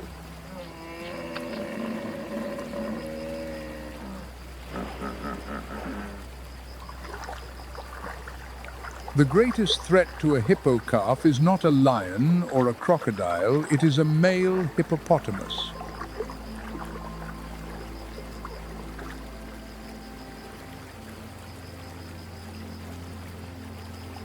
Infanticide, killing the young, is the dominant male's reproductive strategy.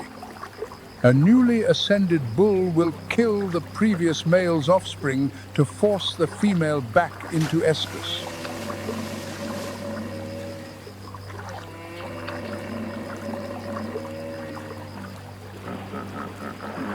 The hippo mother knows this. She leaves the pod alone in the river, her calf swimming close beside her, and tusks 20 inches long, at the ready for anything that dares approach.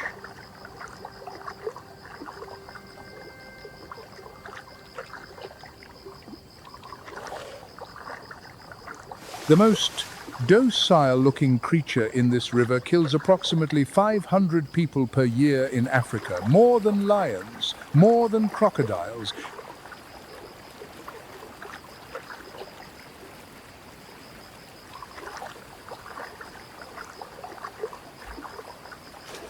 Because a hippo mother does not threaten, she acts.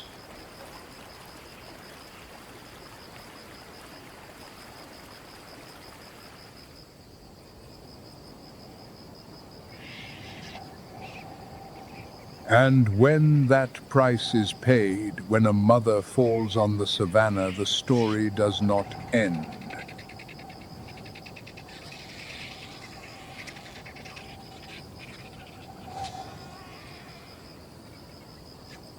African white-backed vultures soar overhead, broad wings riding the hot air rising from the ground.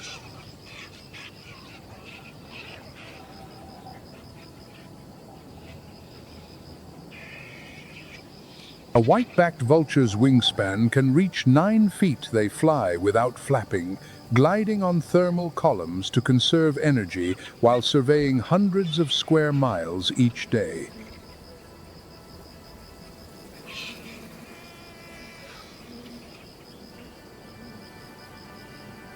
A vulture's stomach has a pH of 1.0 acid, potent enough to neutralize anthrax, botulinum, and cholera in carcasses that no other animal dares approach.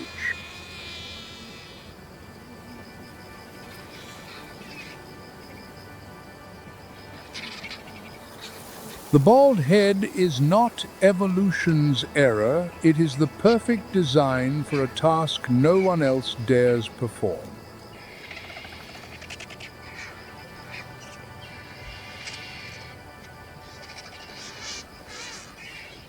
A vulture mother carries food back to the nest, food filtered through the most acidic stomach in the animal kingdom, transformed into pure nourishment for her chick.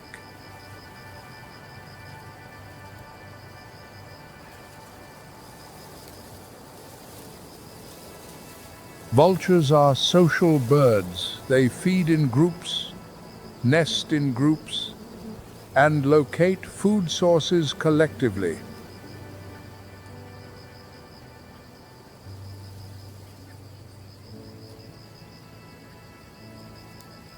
When one vulture begins circling lower, others from dozens of miles away converge, an aerial intelligence network more efficient than any technology humans have ever invented.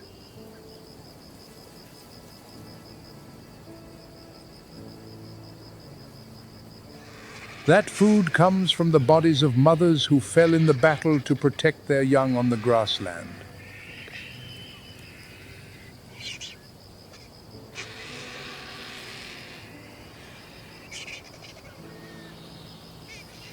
One mother's death becomes the sustenance for another mother's chick. Nothing is wasted. No death is without meaning.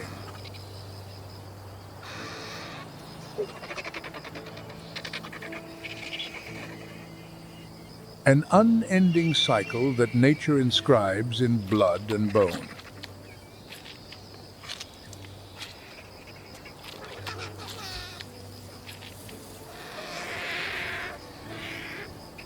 But even the cleaners are disappearing. 7 of 11 African vulture species face extinction from rodenticides, power lines, and habitat loss.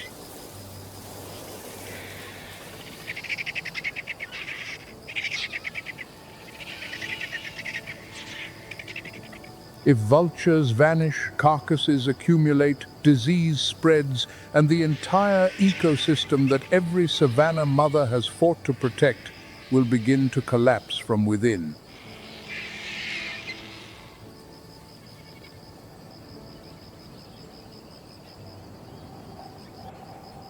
Dawn rises again over the Serengeti. Amber light touches the crowns of the acacia trees, and beneath the canopy, a young giraffe runs close beside its mother, its stride steadier than yesterday.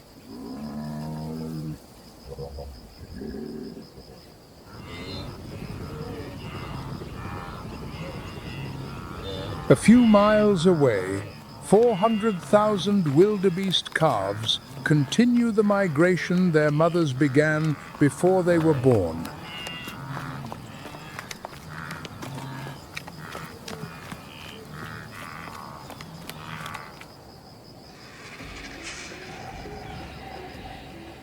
On the African savanna, life begins with a free fall, and it never stops falling until a mother steps forward to catch it.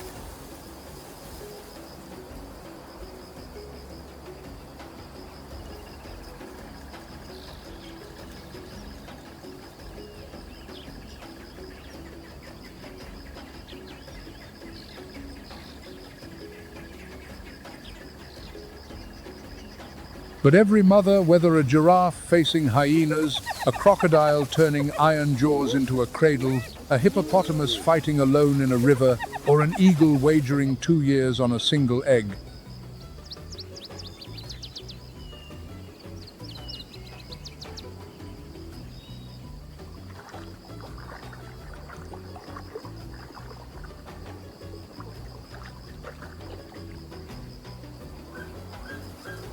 all of them answer the same question in the same way.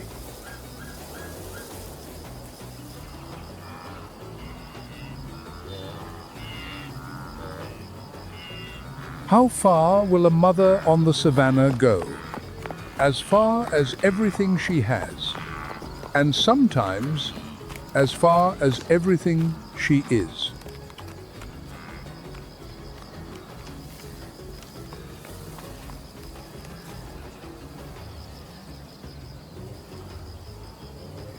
Thank you for joining Nature's Moments. The natural world still holds countless stories waiting to be told, each a reminder that life, however fragile, finds a way to continue. We will see you on the next journey.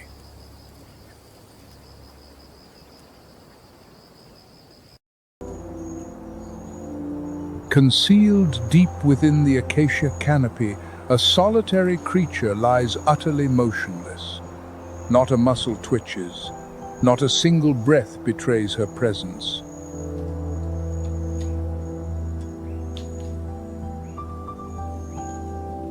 The leopard, 130 pounds of lean muscle, sculpted by 40 million years of evolution for a single purpose: patience.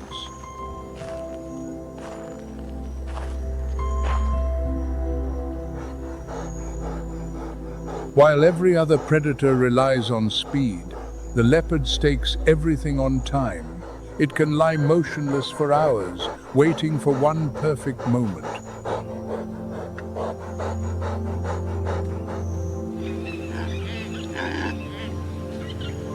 And when that moment arrives, it is over in an instant.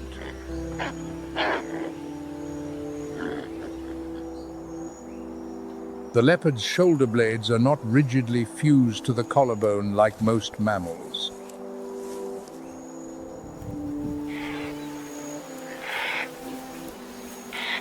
Instead, they float freely within layers of muscle, a structure known as synsarcosis.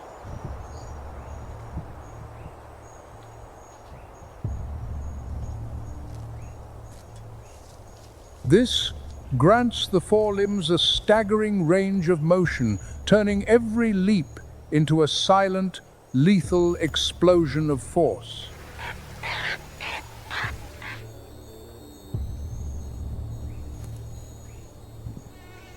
After bringing down its prey, the leopard does what no other big cat can. It hauls a carcass 3 times its own body weight up a tree trunk 30 feet high.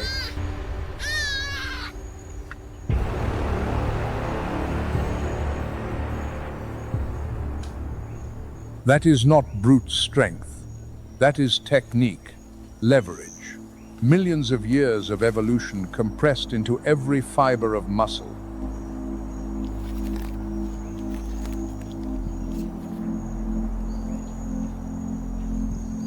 High on the branch, the meal is safe from hyenas, from lions, from any rival that would steal it. Patience rewarded.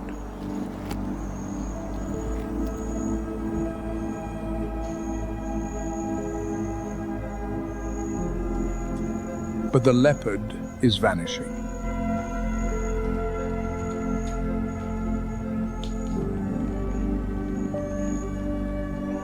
The International Union for Conservation of Nature lists them as vulnerable.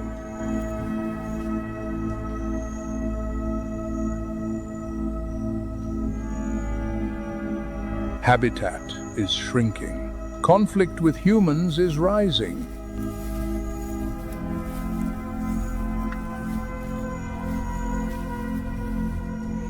The most patient hunter on the savanna is losing the one race that matters most, the race for survival.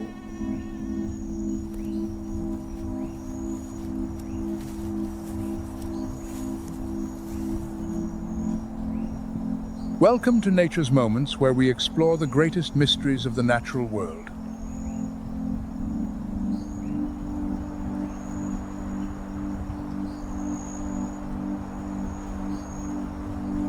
Yet, the leopard holds no monopoly on the art of concealment. Other creatures too have mastered this vital skill.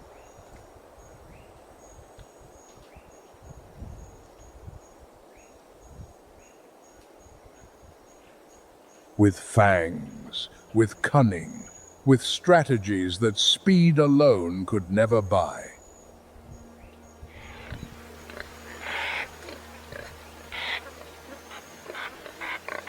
Among the leopard's preferred prey, one name stands out, the African warthog.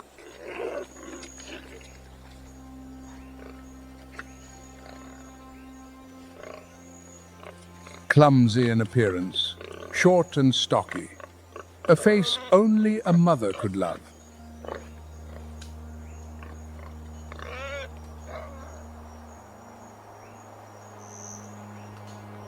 But appearances deceive.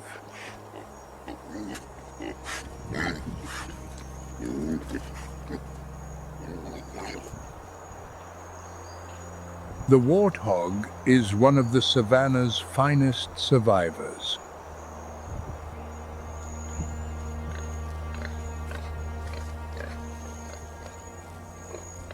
It endures in deserts and open woodlands alike, eating whatever the ground provides: roots, tubers, grasses, even insect remains.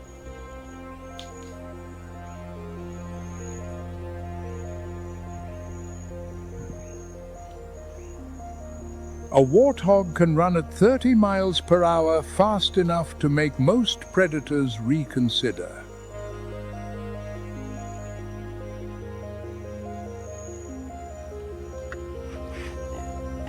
And where they run is not open ground. It is a tunnel.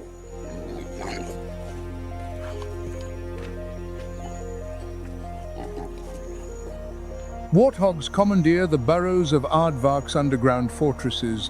They never spent a drop of sweat building.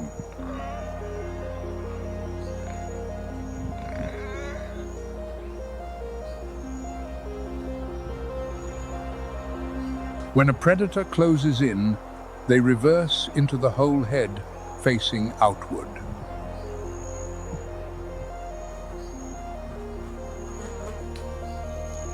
The upper tusks curve backward, used for digging and defense.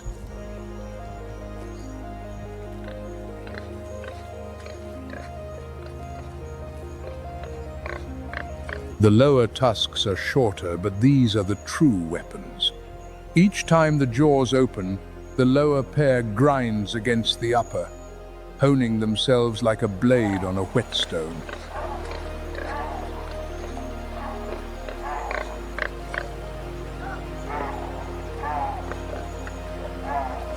A warthog's knees are covered in thick calluses, the evidence of thousands of hours spent kneeling to dig and forage.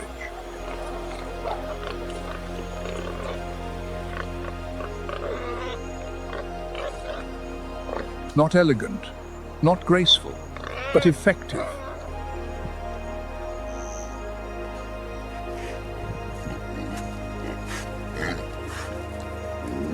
Each warthog group typically consists of a mother and her young.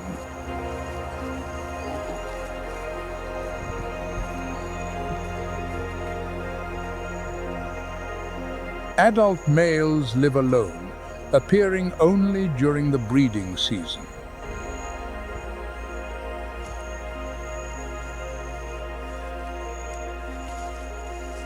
On the savanna, solitude is sometimes the smartest survival strategy.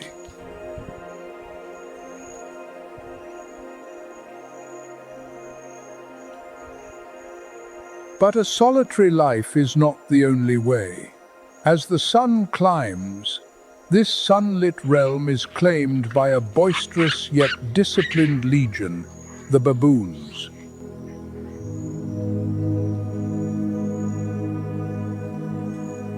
The relationship between leopard and baboon is one of the savanna's strangest paradoxes.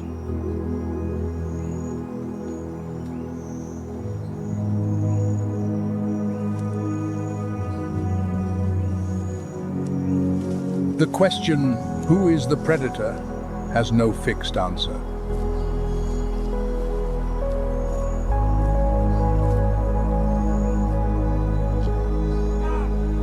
By day, baboons dominate. Troops of hundreds move like a disciplined army, eyes scanning every direction, alarm calls echoing across the grassland.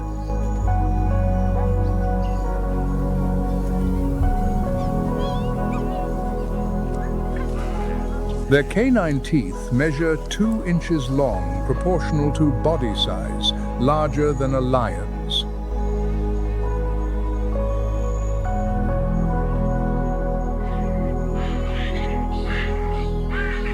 A single adult male baboon can make a leopard think twice. An entire troop can send it running.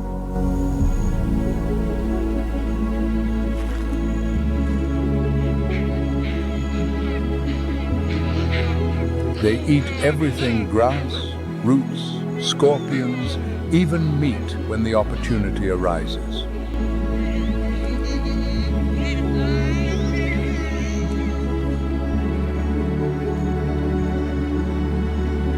A rigid hierarchy governs the troop, and every individual knows its exact rank.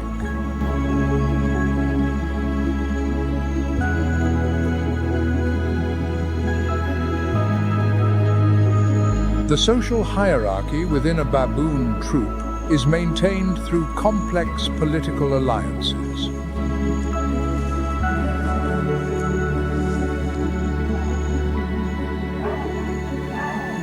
A male seeking to climb the ranks must find allies, groom partners, and build trust, much like a political campaign.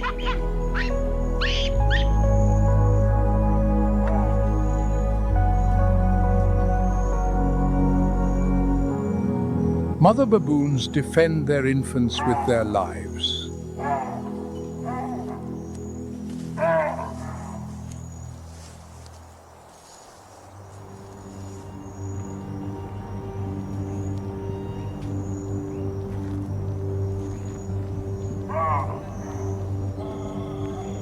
When a leopard strikes at the troop, the mothers charge first 2-inch canines, snapping at the air, screams reverberating through the valley.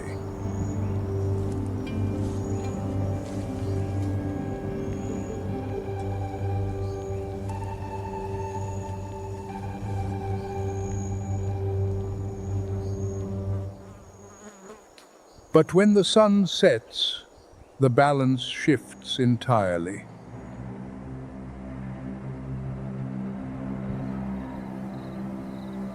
Baboons lack a tapetum lucidum, the reflective layer behind the retina that grants animals night vision.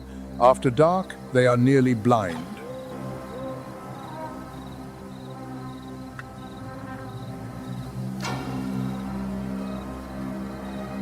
The leopard sees 6 times better than humans at night. Darkness is its kingdom.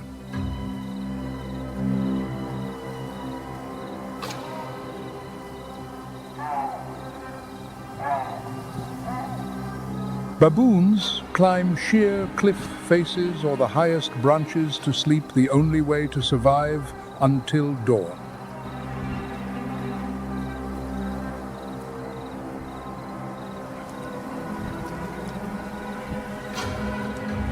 But sometimes, even that is not enough.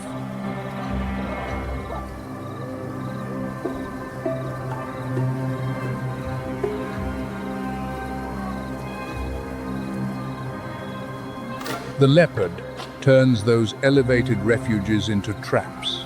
It climbs without a sound, closing in through absolute darkness. The victim never utters a cry.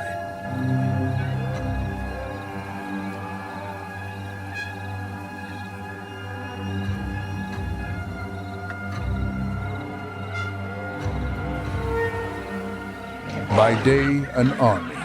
By night, prey. The line between hunter and hunted on the savanna is never fixed.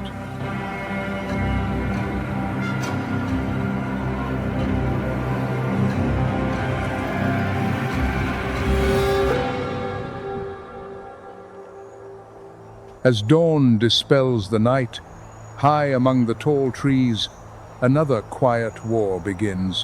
One fought not with tooth and claw, but with vigilance and absolute silence.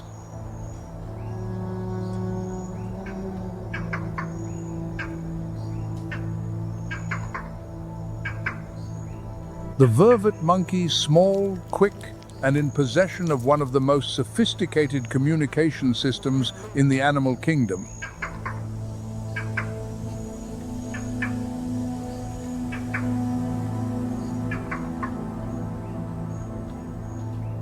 Scientists call it referential signaling, a multi-code alarm system.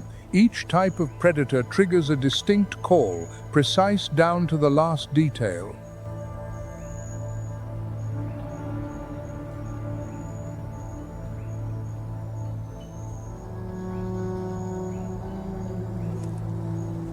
When a leopard appears short, rapid alarm bursts ring out.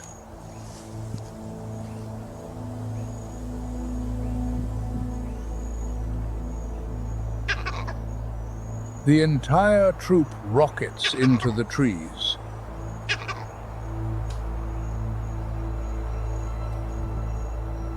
When an eagle's shadow sweeps across the sky, a different signal sounds.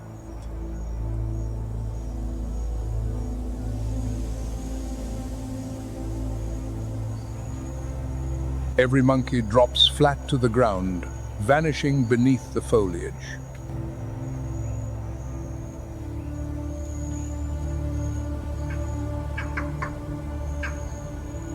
Three types of calls, three completely different responses. That precision has saved thousands of generations.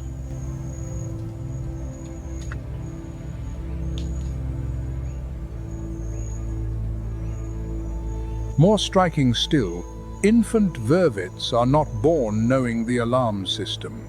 They must learn it from their mothers, from the troop, from narrow escapes with death.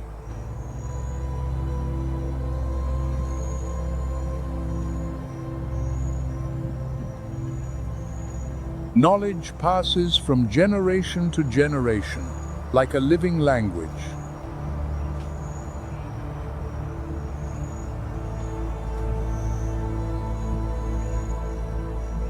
Vervets are omnivores, fruit, flowers, insects, bird eggs.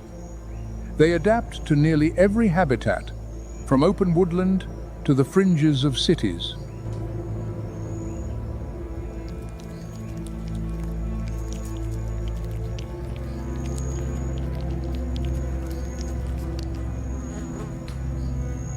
On a savanna that worships fangs and speed, the vervet proves a different truth sometimes. Information is worth more than strength.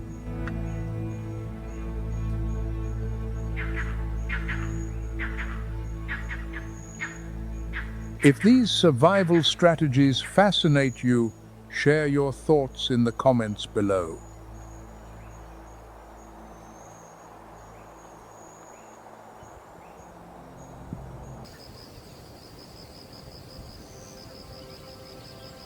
Not only in the Serengeti, but across our planet, these same laws repeat themselves in different forms, in more extreme environments.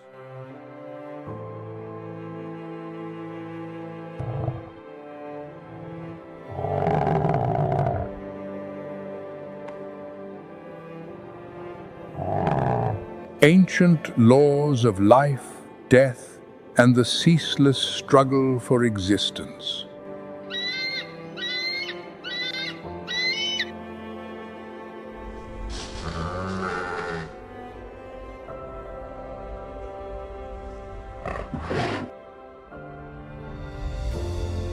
Leaving the African plains, we travel to a natural opposite, a place where life must contend not only with competitors, but with the very environment itself.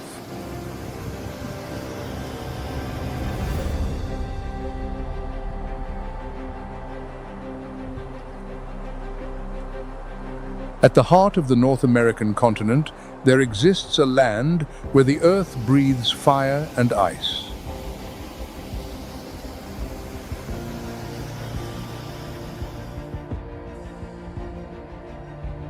This is a world where the planet's crust is thin and volatile, a place where winter reigns with absolute authority.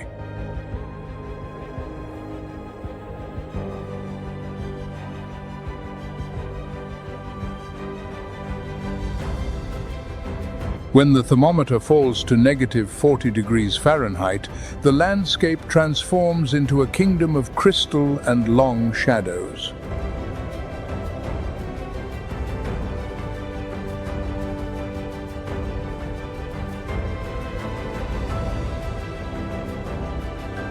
The stillness is almost tangible, a silence so profound it seems to have weight and substance of its own.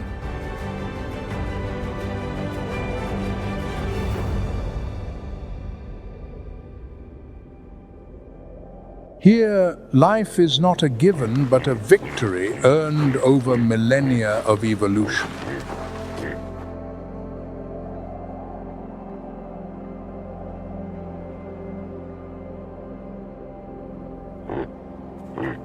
Only the strongest, the most resilient, and the best adapted will survive to witness the gentle rebirth of spring.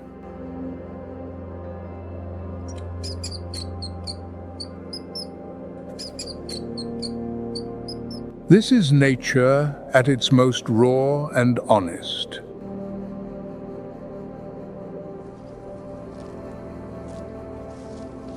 A profound reminder of our place in that grand order.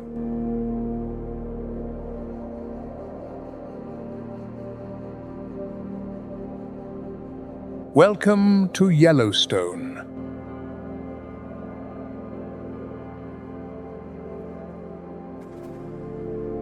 America's first national park and one of the last great intact ecosystems in the world.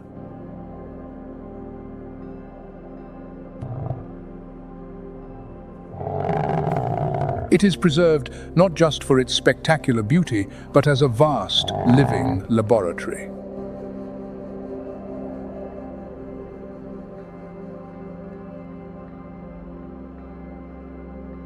A place where we can witness the ancient dance between predator and prey, between life and death, played out against a magnificent backdrop.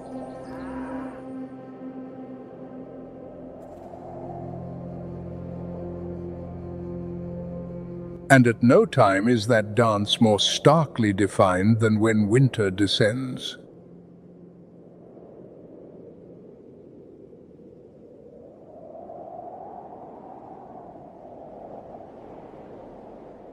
When winter grips the Yellowstone Plateau, it transforms it into one of the harshest environments on Earth.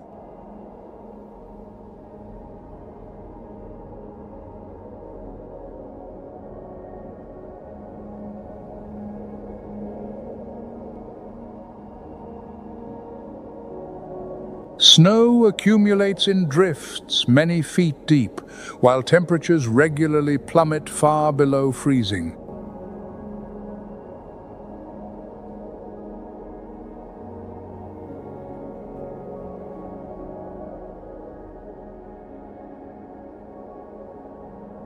The Lamar Valley, often called the Serengeti of North America, becomes the stage for the most dramatic tales of survival.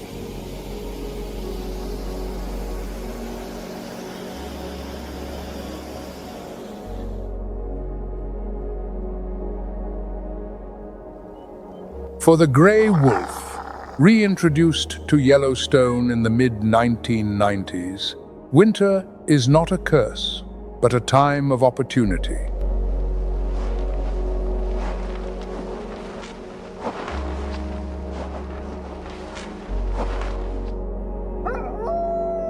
They were born for this world.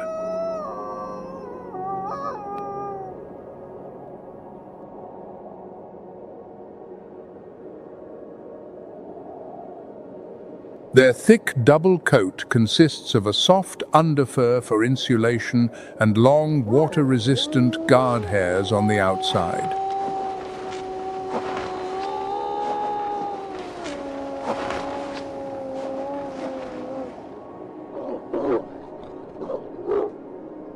Wide paws act as natural snowshoes, distributing their weight and allowing them to move efficiently over a surface where other animals struggle.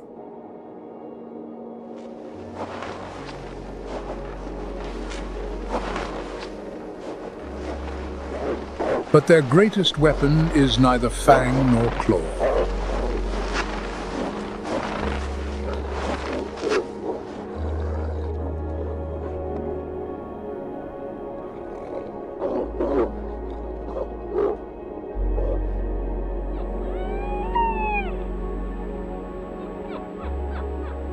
It is the pack.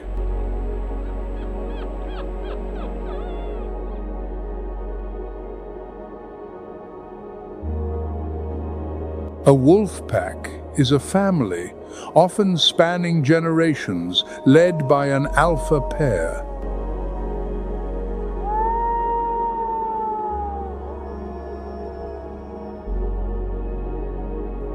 They move as one body, a collective intelligence honed by thousands of hunts.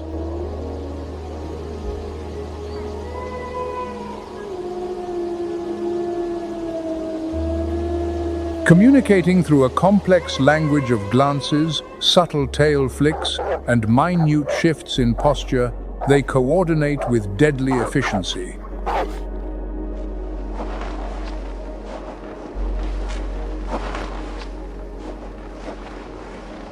An acute sense of smell can detect a herd of elk from miles away, while their ears can pinpoint prey hidden beneath the snow.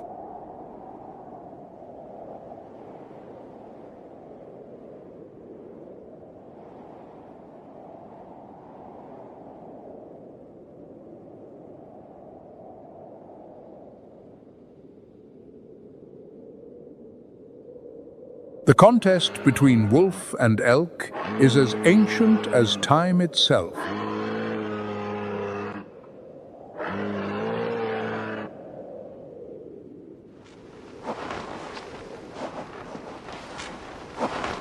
A lethal ballet in which each player knows its part.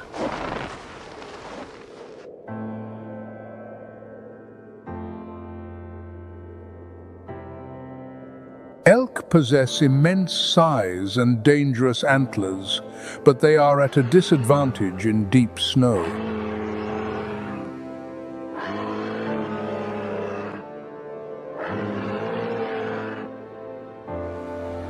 They live in large herds.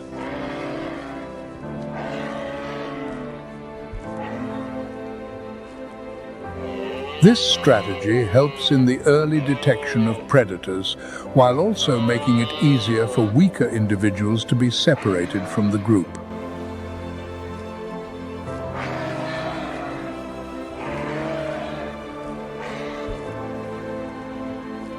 In winter, their thick coats provide insulation, but food becomes scarce.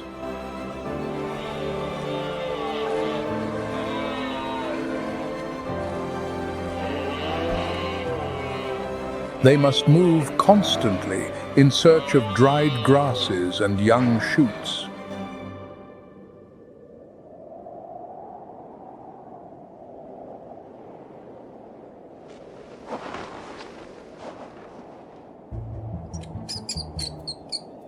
In some areas, just inches below the snow, the ground remains warm enough to sustain small mammals.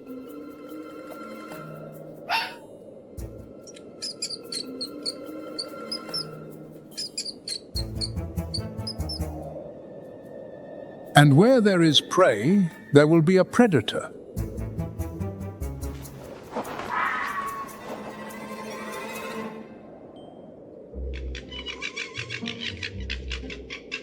The red fox has perfected a remarkable hunting technique.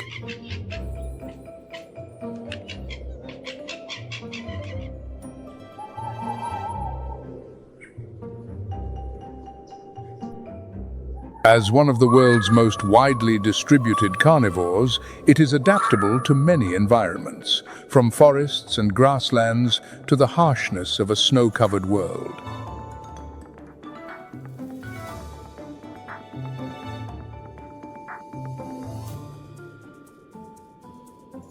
Its ears, like satellite dishes, can detect the faintest rustle of a vole moving in its tunnels beneath the deep snowpack.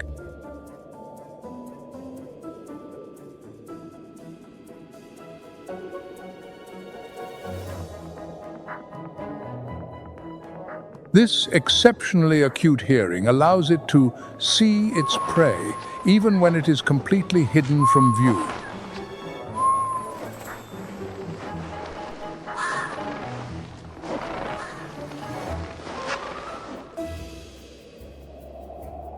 It pinpoints its quarry by sound, perhaps even using the Earth's magnetic field as an internal compass to calculate the distance, a rare ability among mammals.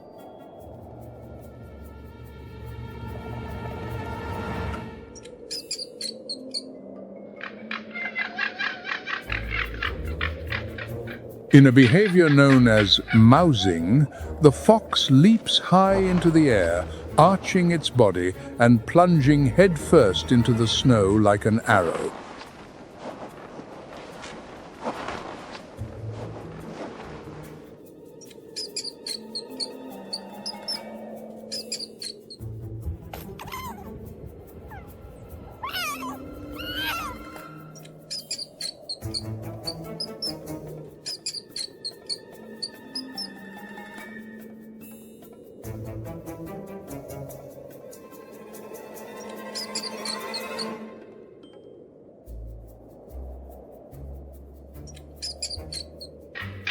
Its long, bushy tail provides perfect balance in midair.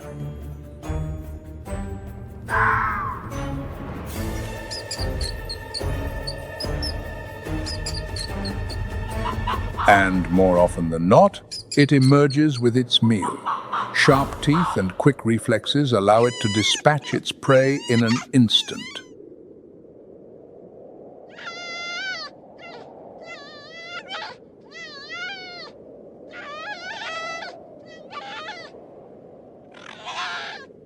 These small predators must consume food approaching their own body weight each day, just to maintain their temperature and energy in the brutal cold.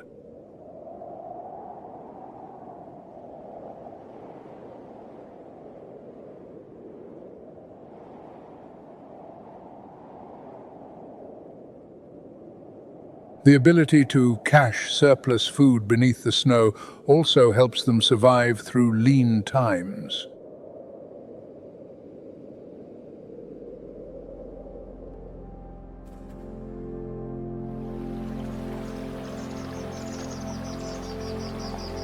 Beneath the surface of the land and in the rivers, a busy engineer is getting to work.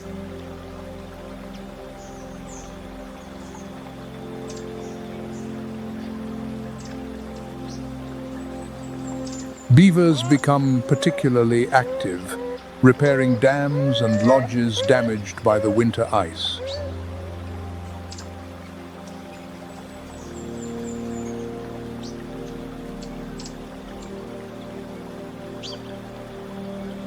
As large, semi-aquatic rodents, they spend most of their time near water, where their dams and lodges help protect them from predators and harsh weather.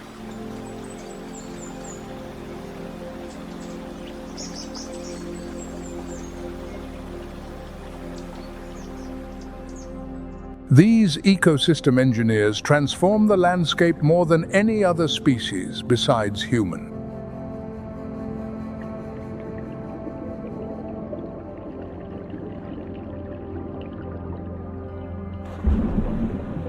By building dams, they turn fast-flowing streams into calm ponds and wetlands, slowing the flow and trapping sediment and water.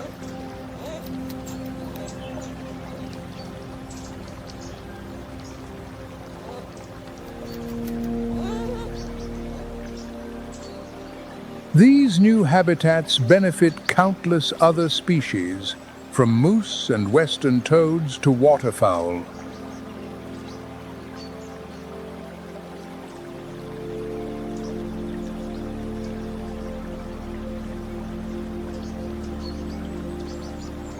A beaver family can fell hundreds of trees a year, preferring aspen and willow, not only for building material but also as their primary food source.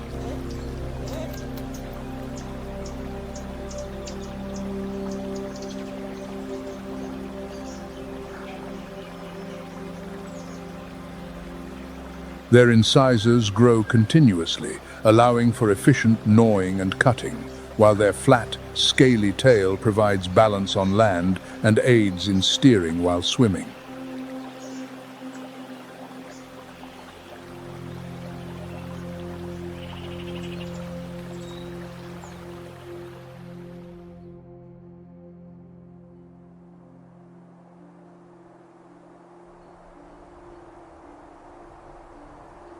The landscape of Yellowstone also undergoes a spectacular change.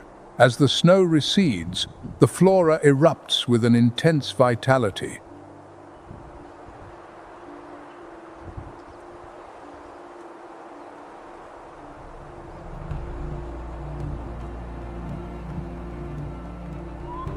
The first wildflowers, like the glacier lily, bloom right at the edge of the receding snowpack.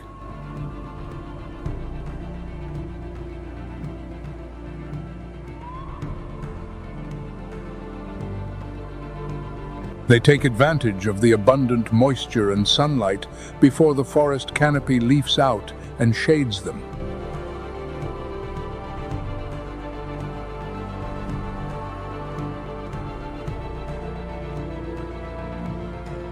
In the rivers below, the cutthroat trout begin their annual spawning ritual.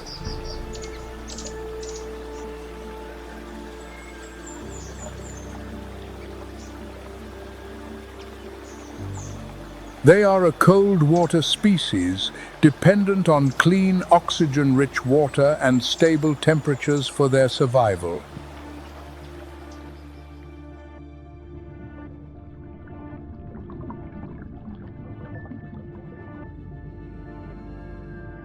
The female uses her tail to dig a shallow nest in the gravel, called a red, where she lays her eggs for the male to fertilize.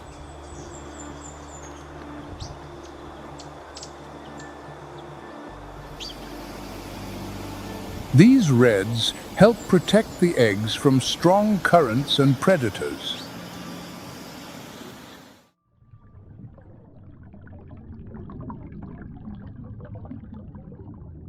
Their life cycle is intimately tied to the rhythm of the river.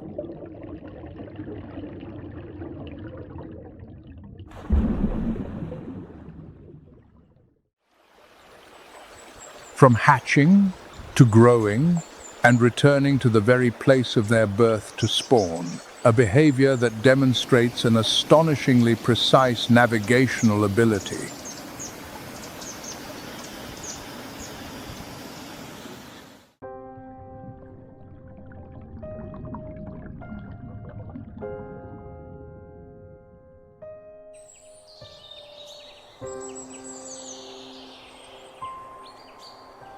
As the wetlands thaw, the birds begin to return.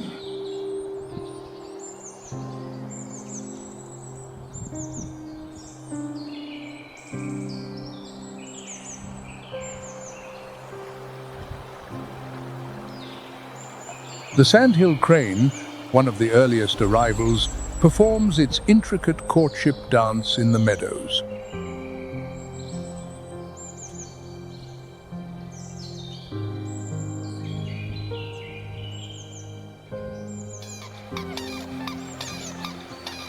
They are long-distance migrants, returning to the same breeding grounds year after year.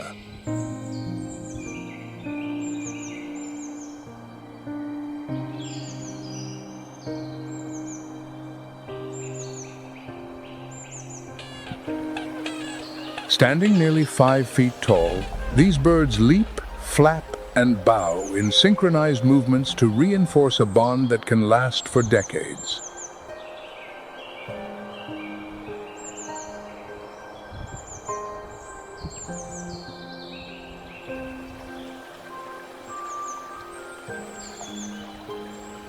They are typically monogamous and maintain nesting territories in shallow wetlands, which provide an ample food supply and a good vantage point to spot danger.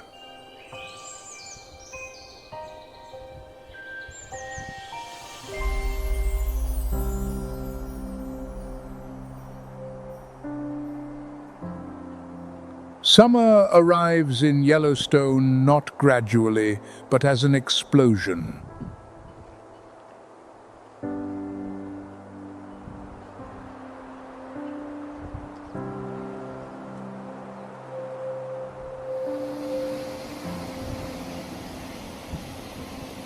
It is a season of an abundance almost unimaginable in winter.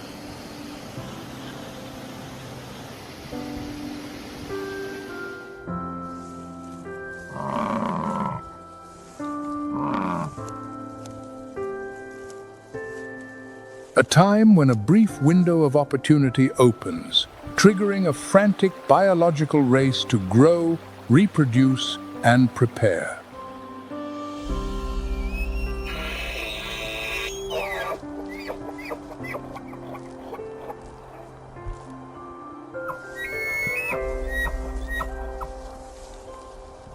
The sun's energy, captured by countless plants, flows through the food web with an intensity only possible in this short season.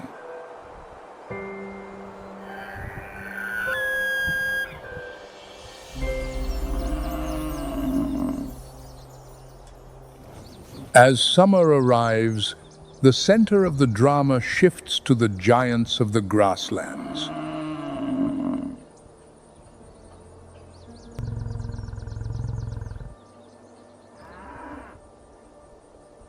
The bison enter their breeding season known as the rut.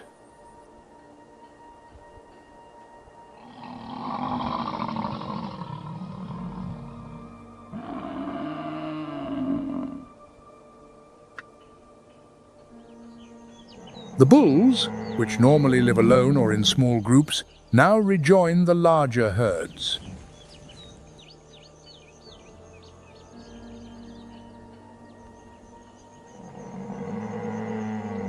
Their usual placid demeanor gives way to aggressive displays as they compete for the right to mate.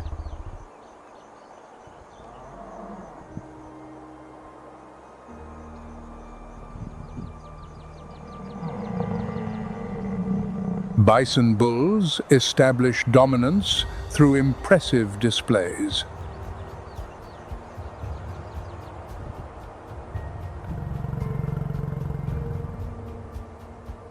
They paw at the ground with their horns, creating wallows where they roll, coating their enormous bodies in dust.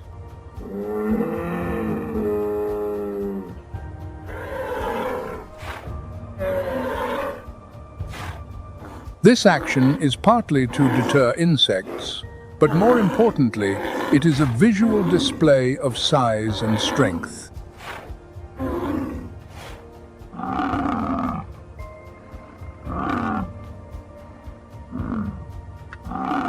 Their deep, resonant bellows carry for miles, a declaration of presence and a challenge.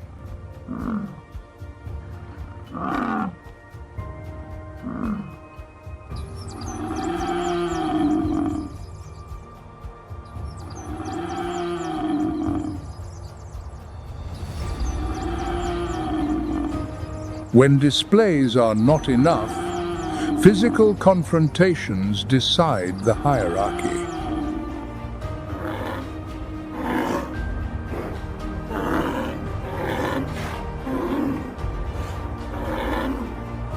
Clashes between 2,000-pound giants can be incredibly violent.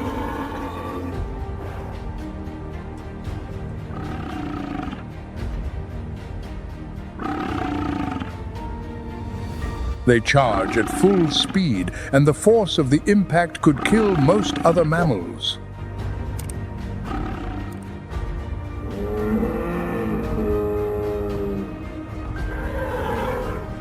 But the bison's skull is specially constructed with a thick, porous bone structure and massive neck muscles that absorb these terrifying collisions.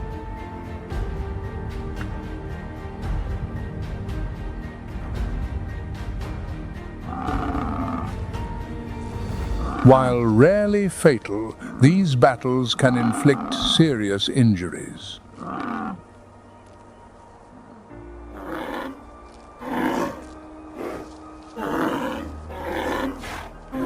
The victorious bull gains access to the females, ensuring that the genes of the strongest individuals are passed on to the next generation.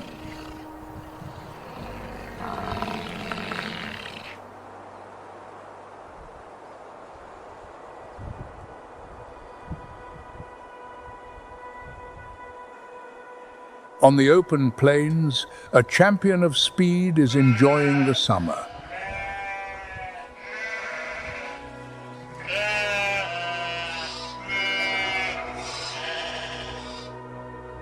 The pronghorn, North America's fastest land mammal, can reach speeds of up to 55 miles per hour.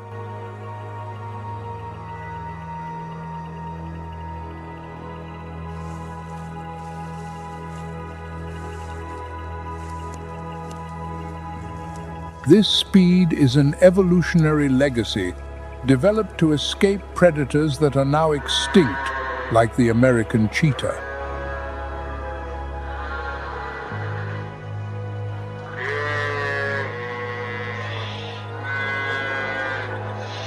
Today, That speed gives them an enormous safety margin against existing predators.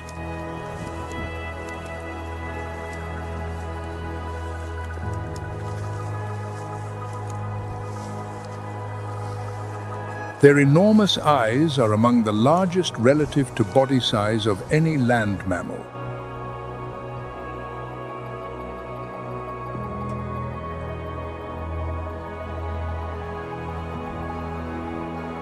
With a field of vision of nearly 320 degrees, they allow the pronghorn to spot movement up to 4 miles away.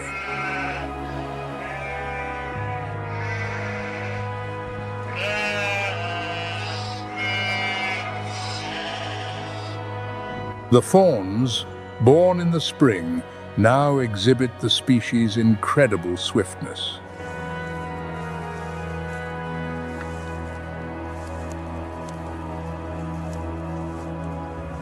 By midsummer, they can outrun most of their predators, a vital skill in an open world.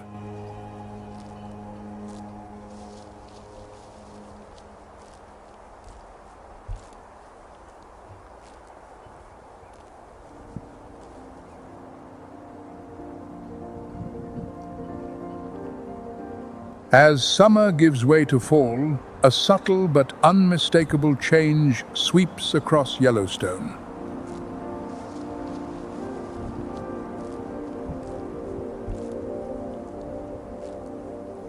The air grows crisp and cool.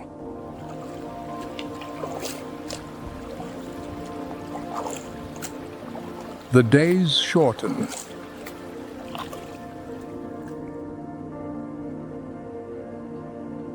The landscape ignites with the gold of aspens and the red of underbrush.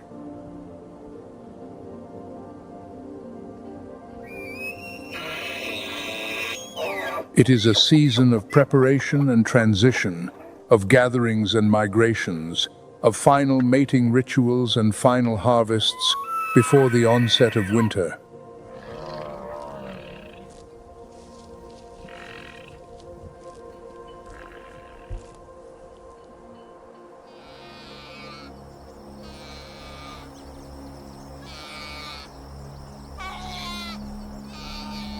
Amidst this transformation, black bears appear with their families, moving quietly through the changing forests.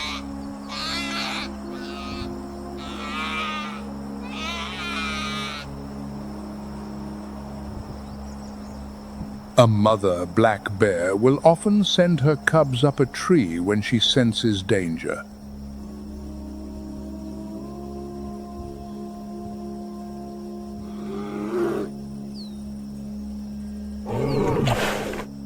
Unlike grizzly bears, the young of a black bear typically become independent sooner, after only about 16 months.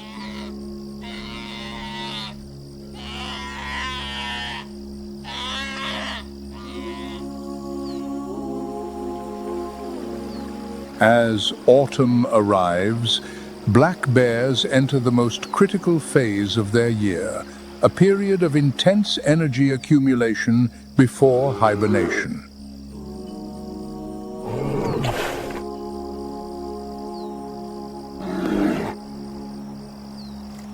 They spend most of their day foraging, constantly moving through forests and valleys, seeking any rich food source they can find.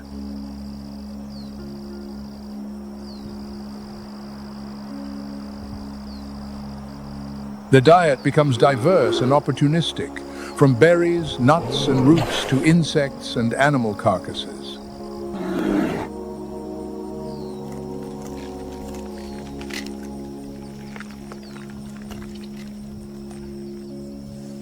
In areas where they are available, they also take advantage of fish or small animals.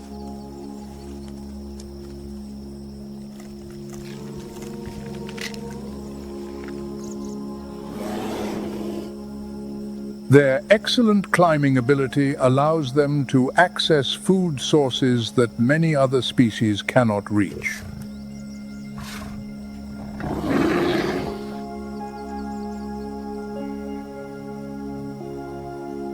During this period, a black bear's body can gain weight rapidly, accumulating a thick layer of fat that will serve as an energy reserve for the many months of winter when food is virtually non-existent.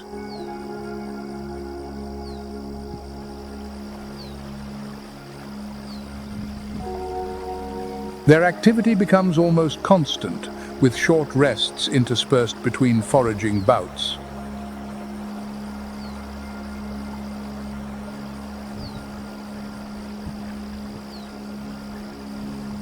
When temperatures begin to drop and food sources dwindle, black bears seek out secluded dens like tree hollows, rock caves, or earthen burrows to prepare for hibernation.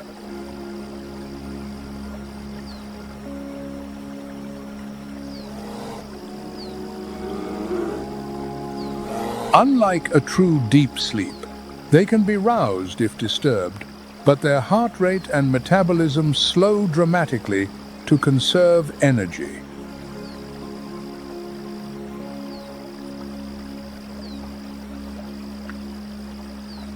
Autumn, therefore, is not just a season of transition, but a silent race against time, where every calorie accumulated determines the chance of survival through the harsh winter ahead.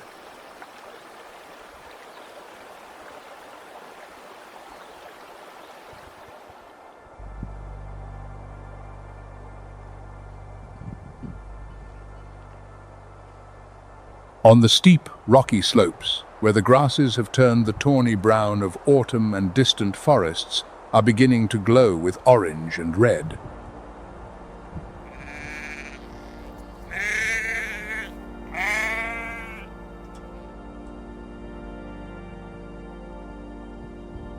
Another ritual of survival is underway, the fight for the right to mate.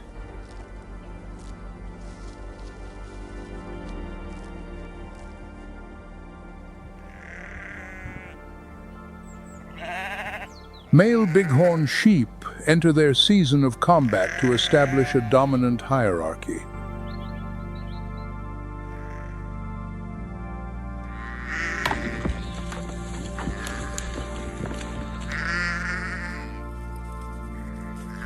Mature rams, bearing massive curved horns that can weigh up to 30 pounds, charge one another at speeds of nearly 40 miles per hour, turning the mountainside into a battlefield of pure power and impact.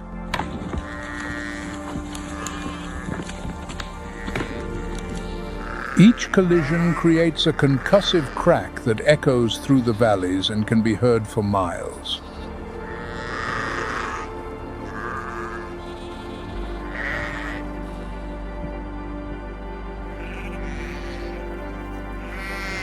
Their skulls have evolved with a double-layered structure and an internal system of struts that act as a natural shock absorber.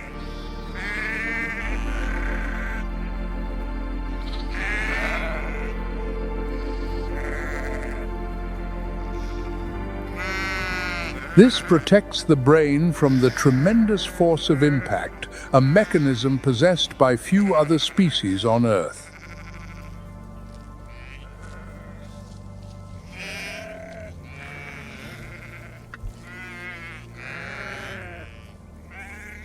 The confrontations last until one individual is exhausted and forced to retreat, ceding dominance to the stronger ram.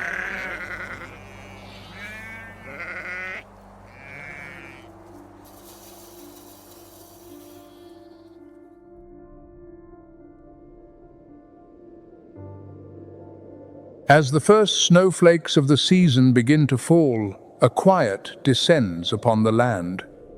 The migrants have departed.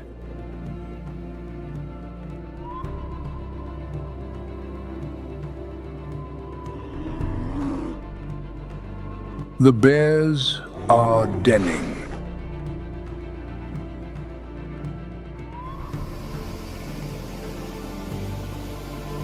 The great wheel of the seasons has completed another turn.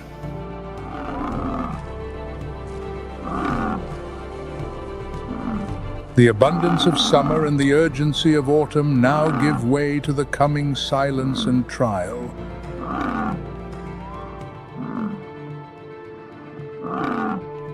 For the creatures that remain, a new struggle is about to begin.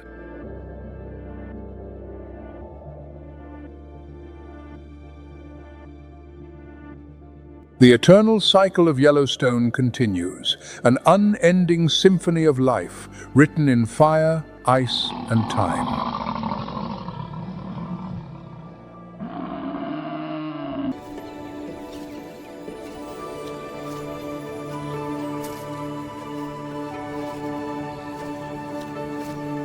This is Etosha, a land sculpted by salt and wind, where beauty is born from desolation.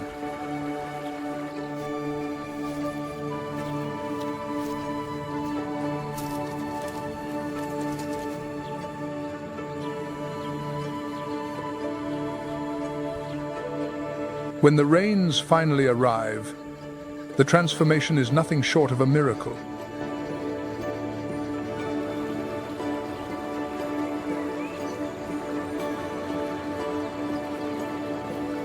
The lifeless pan becomes a glittering lake, drawing countless flamingos from all over southern Africa.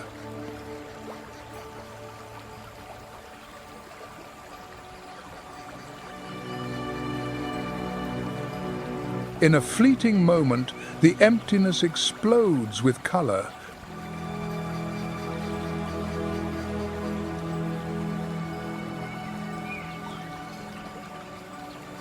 Pink wings are reflected on the silver water.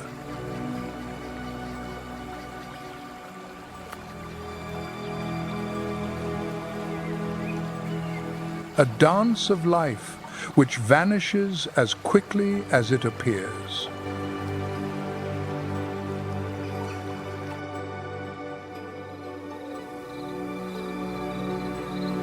As night falls, another world awakens.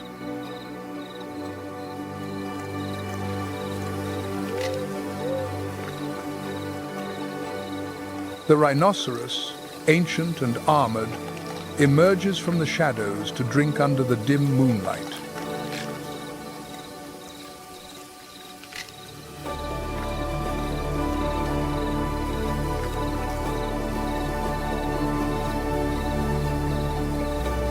Ghosts of a wild Africa that still endures.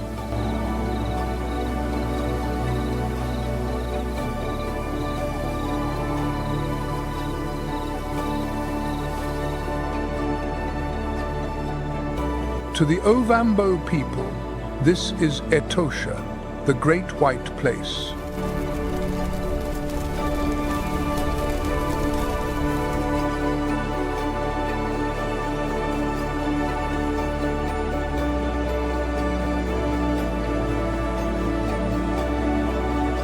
Since 1907, it has stood as one of Africa's most ancient reserves, a kingdom where survival writes its story in dust, salt, and silence.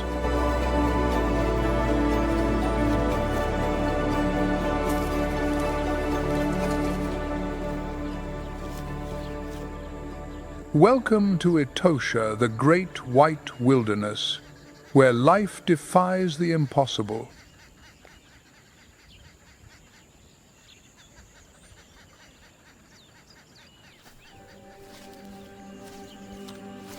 Often called the jewel of Namibia,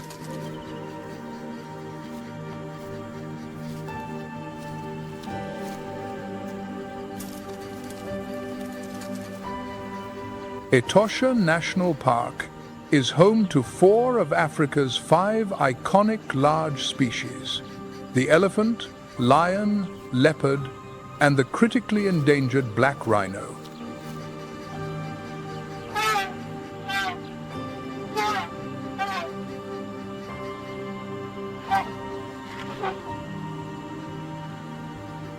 In 2024, Namibia suffered its most severe drought in over a century.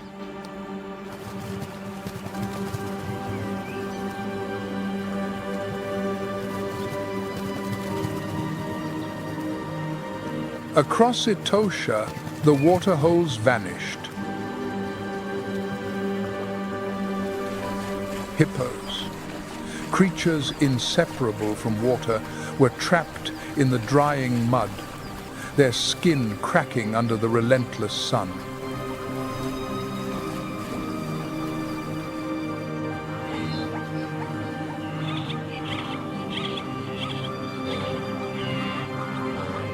Blue wildebeest and plains zebras pressed onward in their ceaseless search for water, their journey guided only by instinct and hope.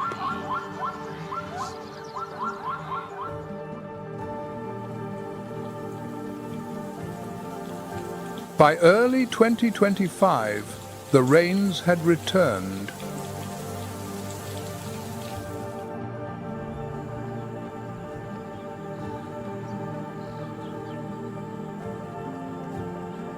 With them came renewal.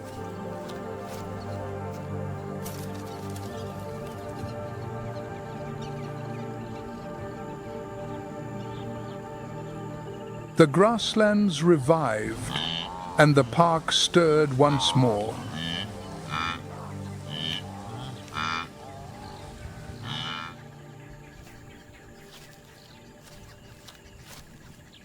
Giraffes, steenbok, and rare species like the black-faced impala seized the opportunity to graze.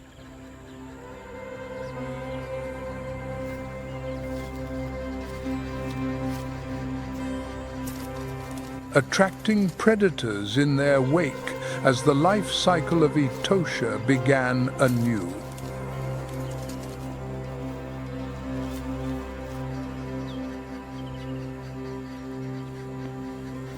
Located in northern Namibia, about 310 miles from the capital, Windhoek, Etosha emerges as a majestic sanctuary in the heart of southern Africa.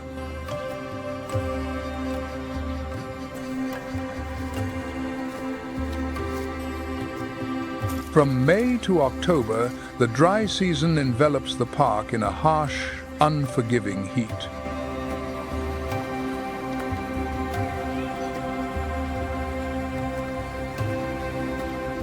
Dust swirls across the landscape under a relentless sun, setting the stage for a timeless cycle of survival.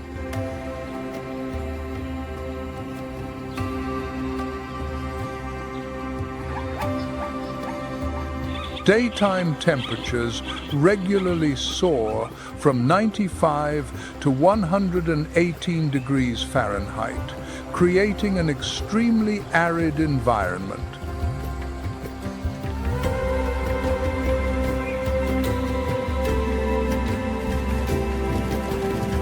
Natural water sources all but disappear.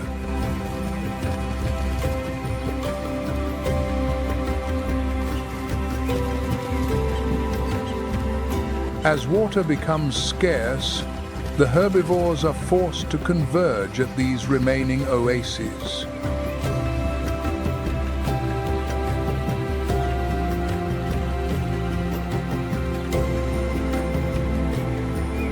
Their concentrated presence attracts predators, turning these few waterholes into unwilling battlegrounds.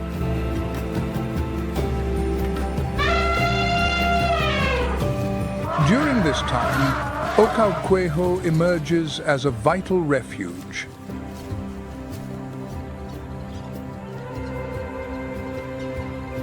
Attracting visitors eager to witness the remarkable biodiversity that thrives despite the hardships of this harsh landscape.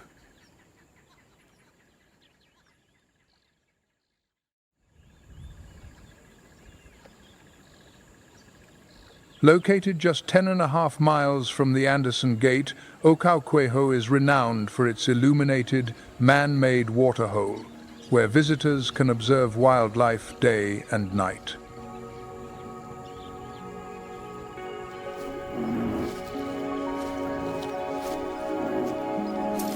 The black rhino, with its powerful build, stands up to 5 feet tall and weighs around 3,000 pounds.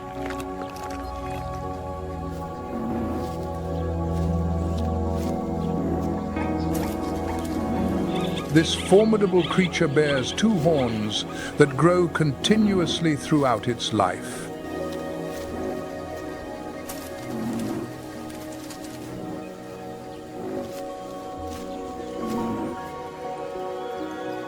Despite its name, the black rhino's skin is actually a grayish-brown, often appearing brown from the dust and mud that cakes on during wallowing.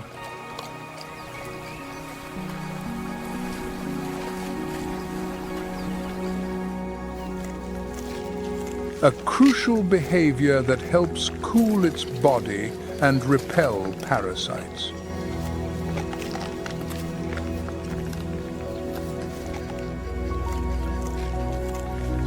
Unlike the grass-eating white rhino, the black rhino is a browser.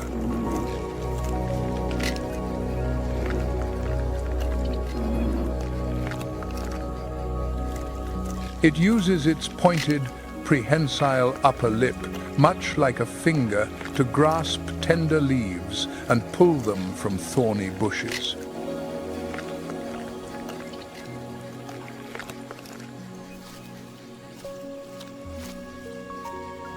It can survive for several days without drinking directly, deriving most of its moisture from the vegetation it consumes, a necessary adaptation in this arid environment.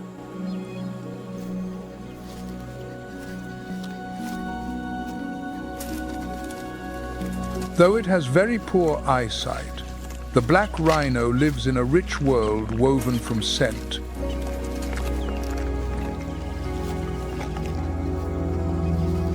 They regularly leave dung and urine at communal latrines along their pathways.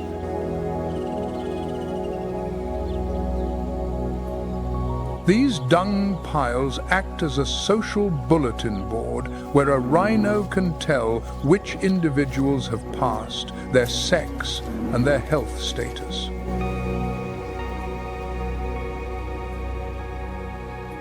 However, the dry season remains a constant test. As water evaporates almost completely from the ground, even the small rain-fed pans are reduced to salt-crusted cracks.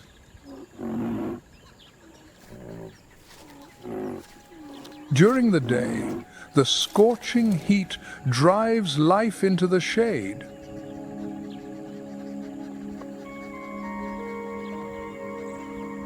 But at night, under the soft glow of the floodlights, the silhouette of the black rhino emerges.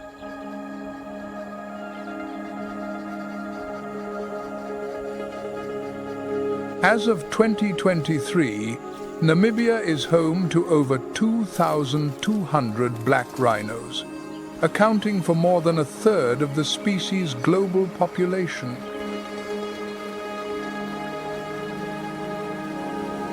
Etosha National Park alone holds over 70% of this number.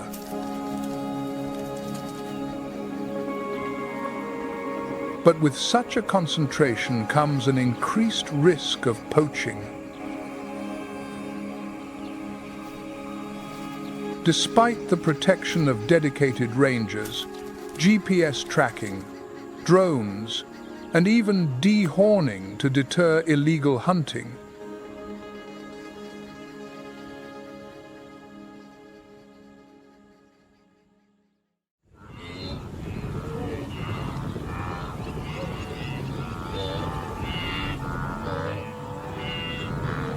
the arid ground of Okauquejo trembles under the heavy, rhythmic steps of a herd of blue wildebeest.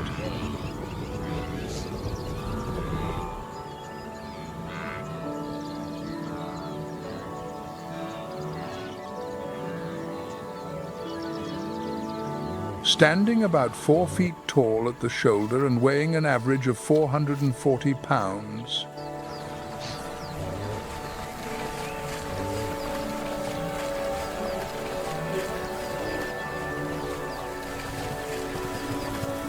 their coats shimmer with a deep, silvery grey, often catching subtle hints of blue in the sunlight.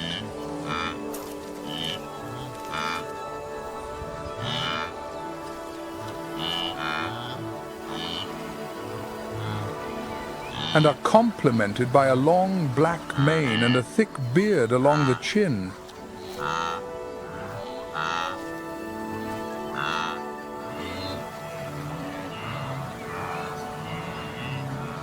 Despite their cumbersome frame, the blue wildebeest is surprisingly agile.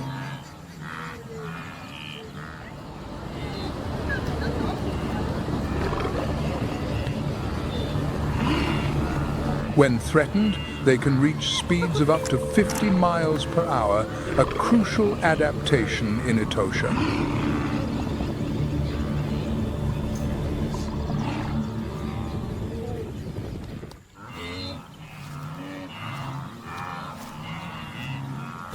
As specialized grazers, blue wildebeest primarily feed on the short grasses that grow quickly after the rains.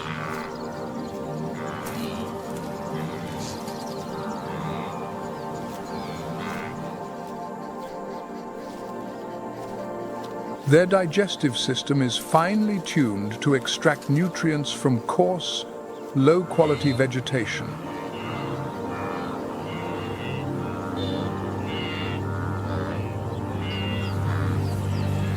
At Ocaucuejo, the man-made waterholes provide vital lifelines during these harsh months.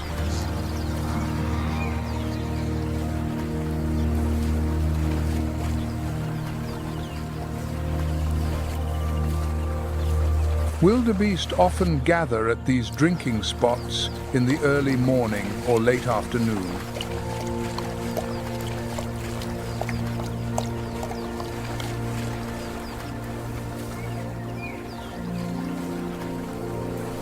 By grazing regularly and moving frequently in search of fresh grass, the blue wildebeest prevent the vegetation from becoming overgrown or senescent.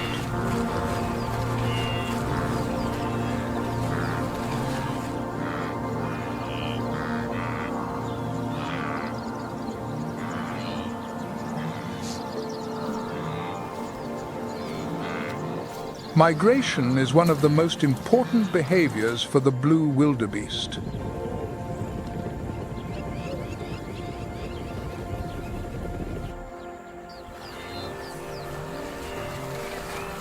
However, this instinct is increasingly being disrupted across Africa.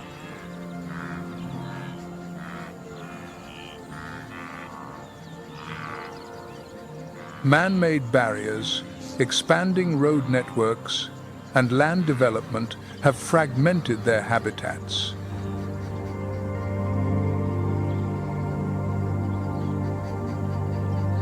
In Etosha, migratory routes still exist, but they are increasingly restricted.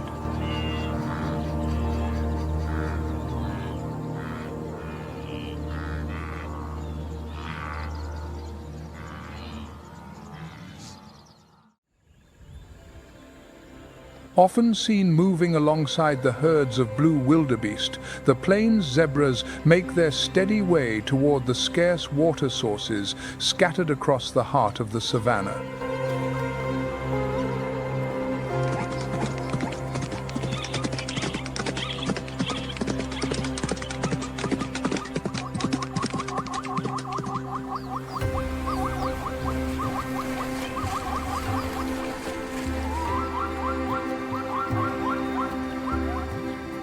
Of medium size among Africa's wild equids, the plains zebra stands about 4.3 feet at the shoulder and can weigh up to 770 pounds as an adult.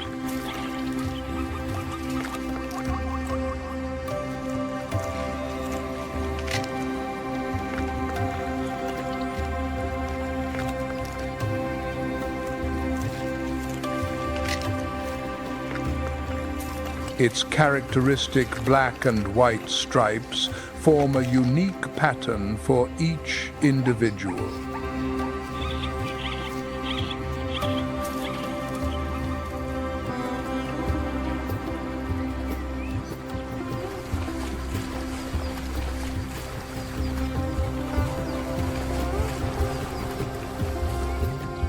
In Etosha, particularly around the Ocoquejo waterhole. The plains zebra lives in social groups known as harems.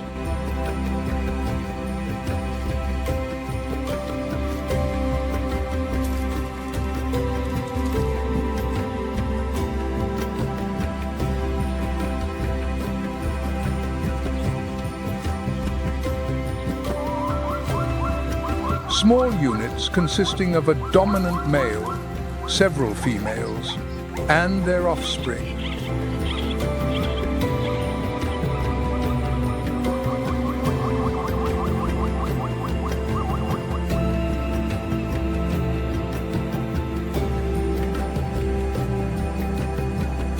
The plains zebra is a strict grazer, specializing in the short grasses that grow quickly after the rains.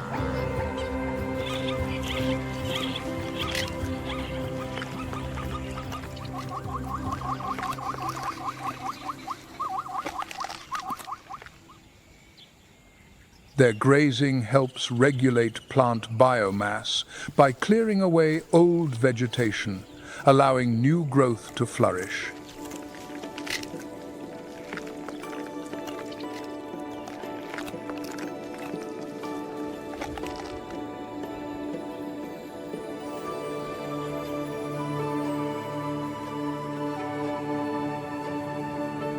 Seasonal migration is a characteristic survival strategy for the plains zebra.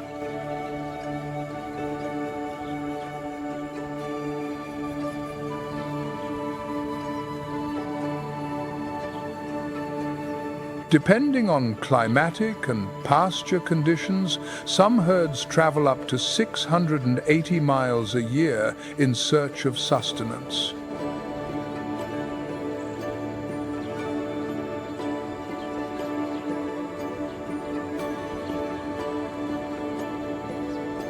As of early 2025, the wild plains zebra population was estimated at 150,000 to 250,000 mature individuals.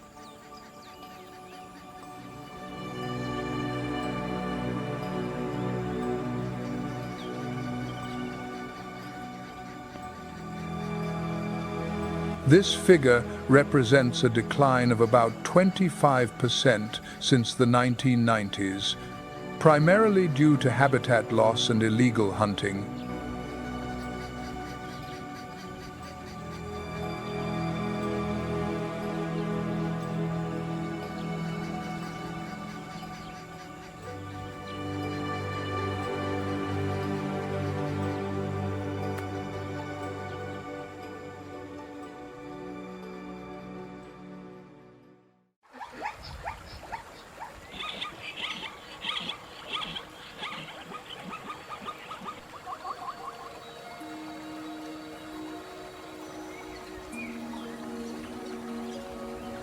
As the herds of plains zebras gather around the shallow waterholes, the gaze of a lion locks onto them from the shadows.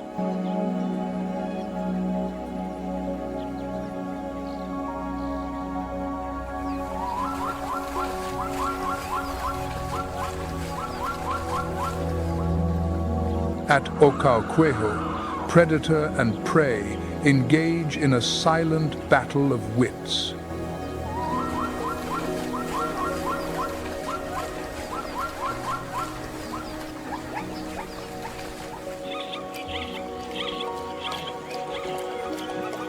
During the dry season, Ocoquejo becomes a crucial crossroads where the cycles of life converge.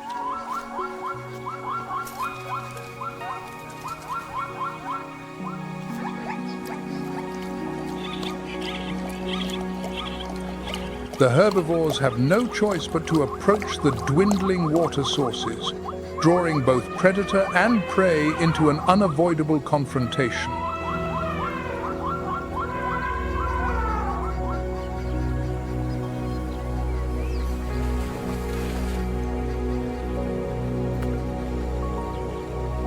As the number of animals increases, so does their vigilance.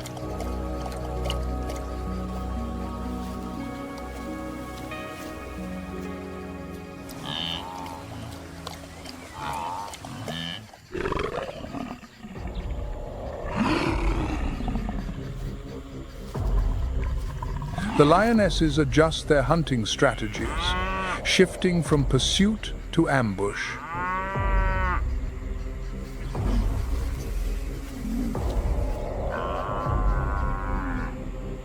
When the time is right, one lioness often moves deliberately toward the herd as a distraction.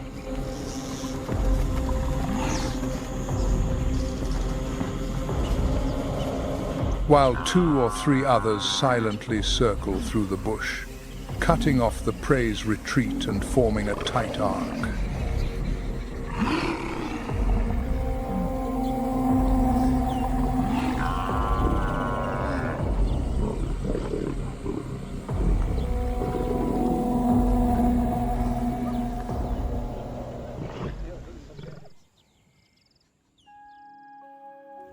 An adult lion, with its powerful build, broad chest, sturdy forelegs, and razor-sharp teeth, can take down prey twice its size.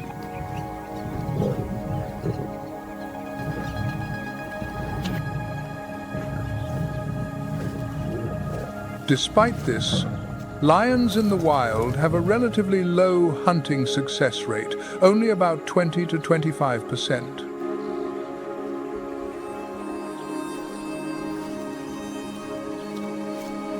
In the scorching heat of the Namibian desert, lions conserve energy by resting up to 21 hours a day, preparing for the demands of a nocturnal hunt.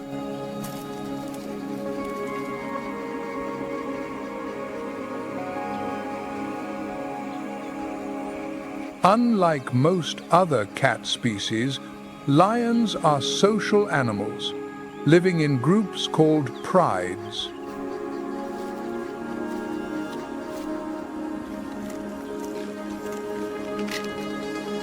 A typical pride consists of related females, 1 or more adult males, and their offspring.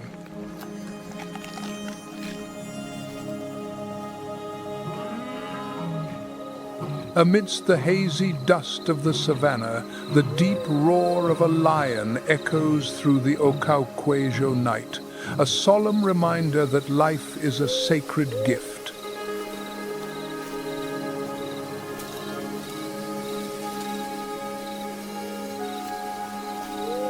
The chorus that rises in the night is more than a warning. It is a deception woven from sound.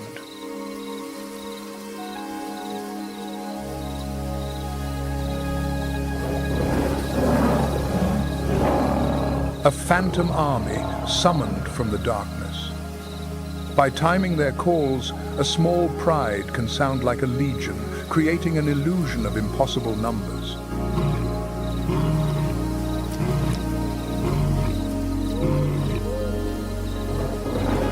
It is a wall of sound, a battle won by fear before a single claw is even drawn.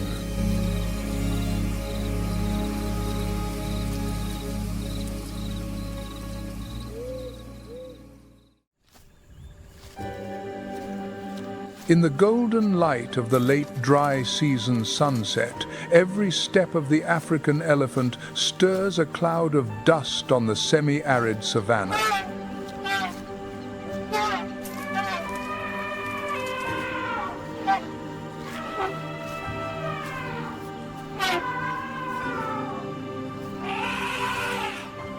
These giants, standing up to 13 feet at the shoulder and weighing up to 7.5 tons in adult males, are the largest land animals on Earth.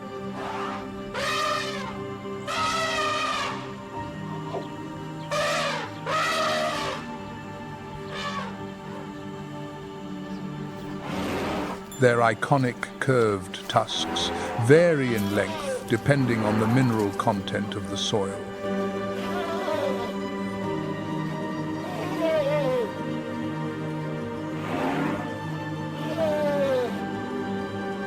In regions like Etosha, elephants tend to grow shorter tusks compared to those in eastern or central Africa.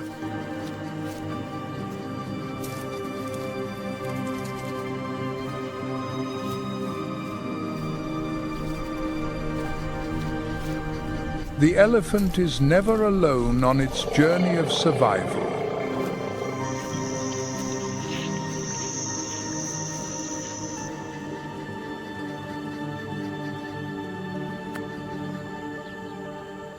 Each herd is a close-knit family led by an older female, known as the matriarch.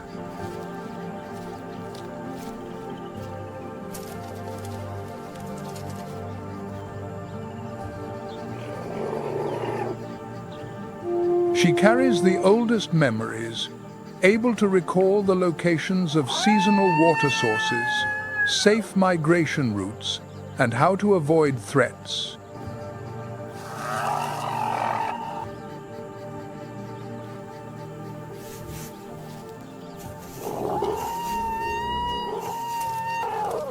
But their perception extends far beyond memory.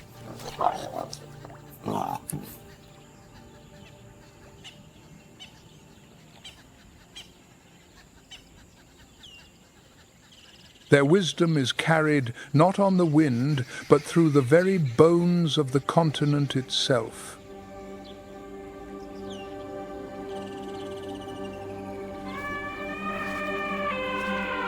They listen to the earth's pulse, feeling the distant thunder of another herd's passage as a tremor in their feet.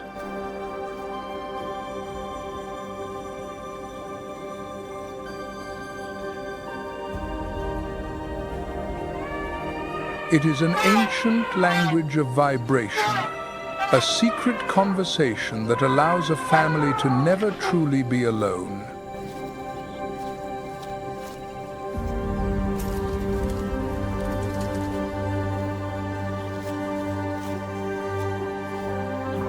During the dry season, the landscape changes dramatically. As natural waterholes dry up, the vegetation withers, and the cracked earth reveals a scarcity of moisture.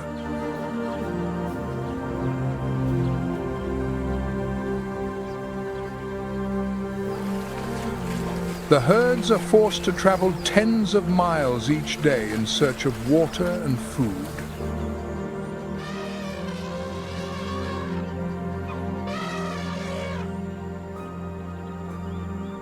At Ocauquesho, the year-round man-made waterholes provide a crucial refuge.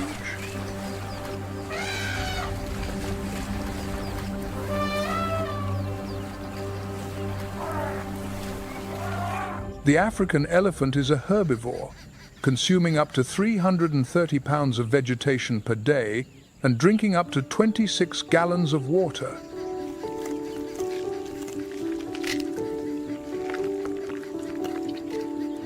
Their diet consists of grass, leaves, bark, and occasionally fallen fruit.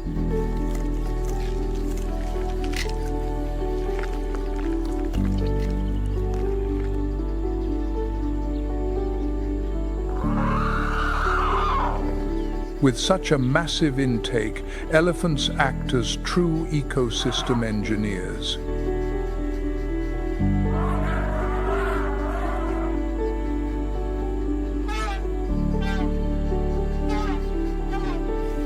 By breaking through thickets, toppling small trees, and creating paths through dense vegetation.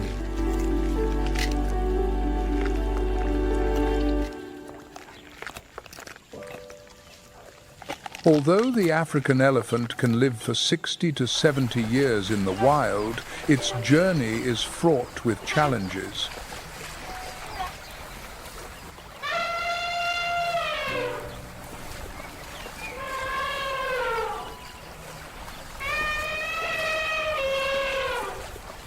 Ivory poaching, habitat loss due to human expansion, and conflicts with local communities.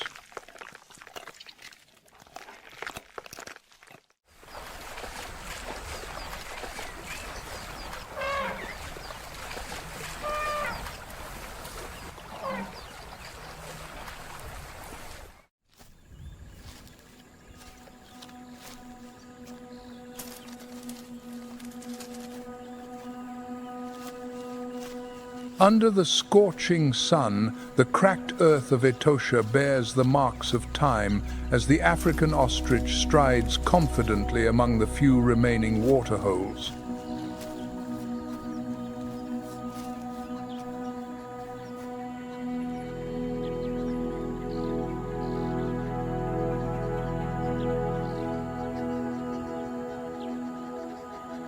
Though flightless, this extraordinary bird is perfectly adapted to the semi-desert landscape.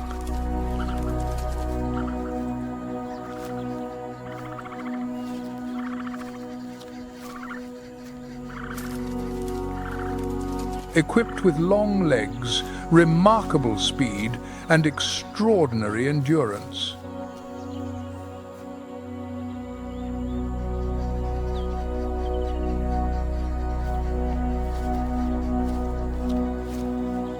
Standing up to 9.2 feet tall, the ostrich towers over most predators.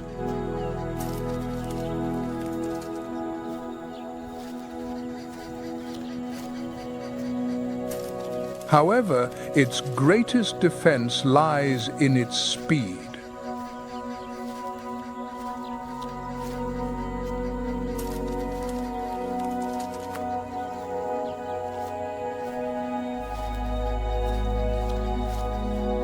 Capable of sprinting up to 43 miles per hour, ostriches are the true long-distance runners of the semi-arid savanna.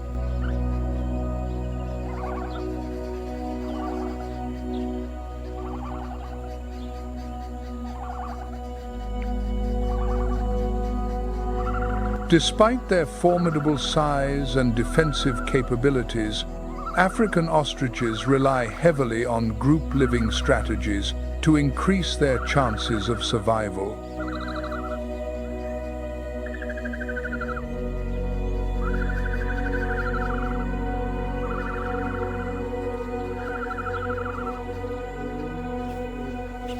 During the dry season, they travel in groups of 5 to over 50 individuals.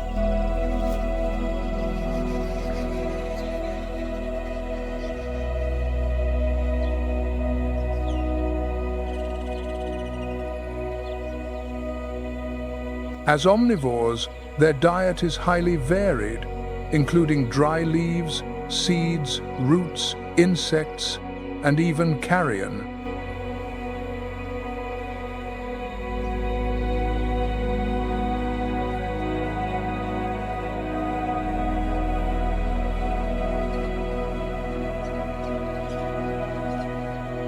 When water is scarce, they switch their diet to moisture-rich plants.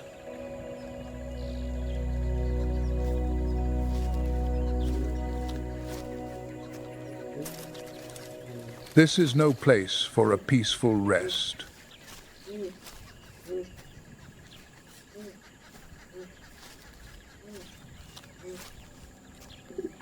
In this high-risk environment, the African ostrich is equipped with the largest eyes of any land animal.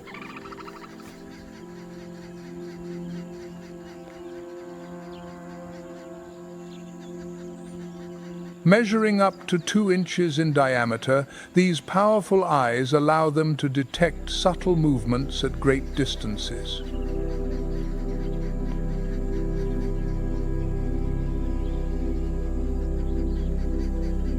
During the breeding season, their behavior becomes more animated against the arid landscape.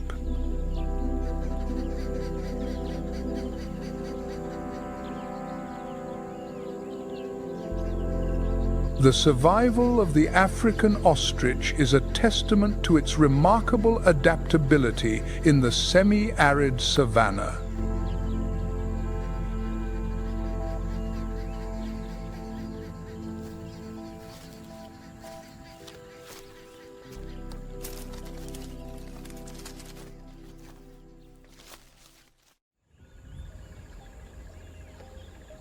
The waterhole at Halali sustains a remarkable diversity of wildlife.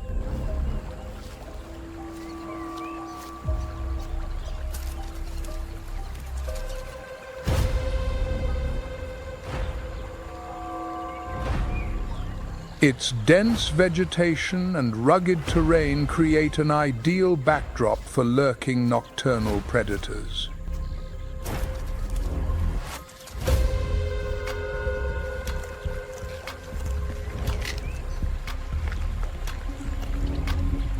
After the faint steps of a greater kudu at dusk, the air falls silent.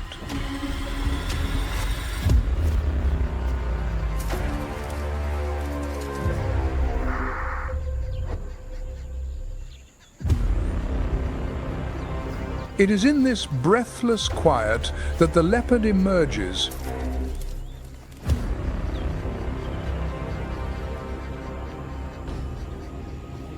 a master predator cloaked in shadow.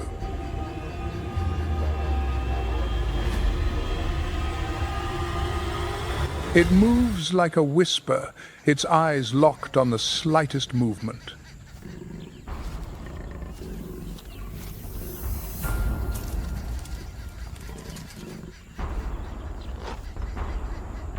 With males weighing from 66 to 159 pounds and females from 44 to 95 pounds, the leopard strikes a perfect balance between power and agility.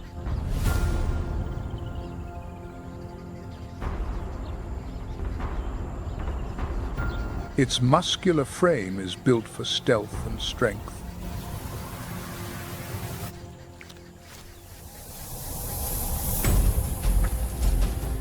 Their coats, ranging from pale yellow to a deep gold and patterned with distinctive black rosettes, provide almost perfect camouflage.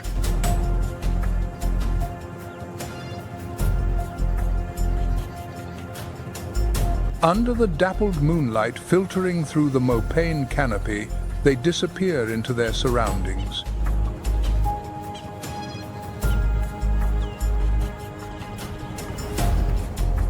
Leopards can live up to 17 years in the wild, making them one of the longest-living great cats.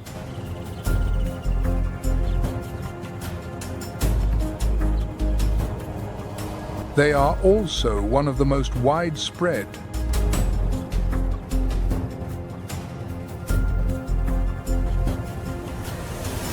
In Etosha alone, their population density ranges from 0.5 to 3.8 individuals per 39 square miles. A big cat's meal would be much more complete without the arrival of one of Africa's most persistent intruders.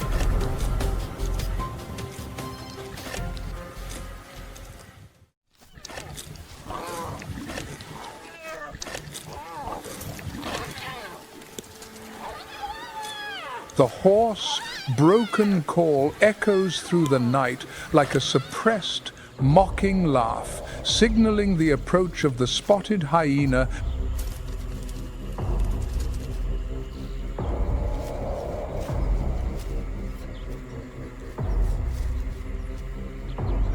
One of the most persistent and aggressive scavengers on the continent.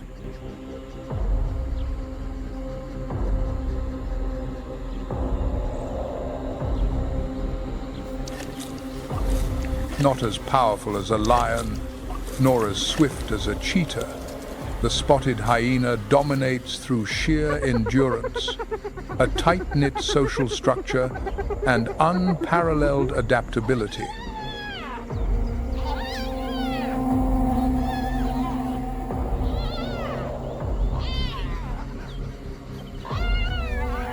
With a powerful build, a muscular neck, and a formidable jaw, the spotted hyena is born for efficiency.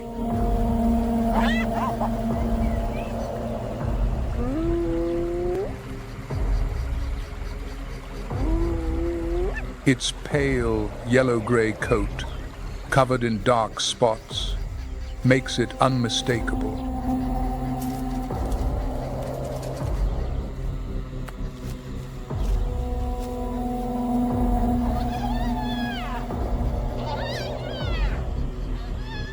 Their jaws are one of nature's most formidable tools, capable of generating a bite force of up to 1,000 pounds, strong enough to crush even the largest bones.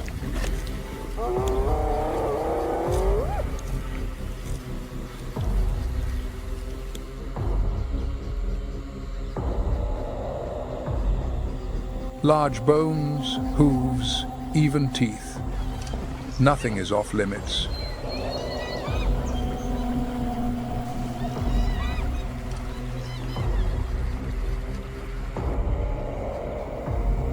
Though often dismissed as mere scavengers, spotted hyenas are, in fact, masterful hunters.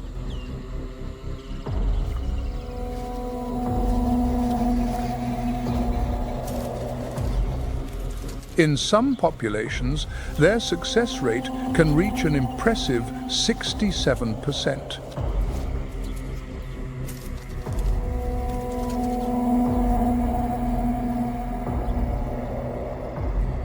At Halali, where herbivores gather around the shrinking waterholes, the hyenas exploit the rugged terrain.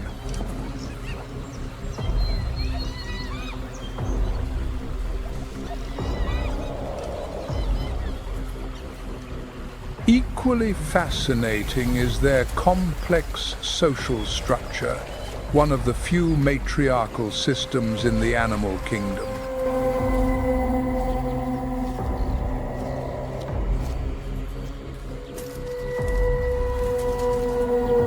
The clans can number over 50 individuals, with the females holding the dominant status.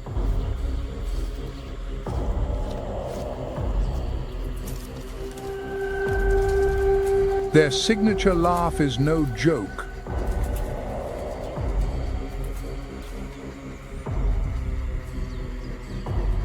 It is a sophisticated series of acoustic signals conveying emotional state, social rank, and coordinating group behavior.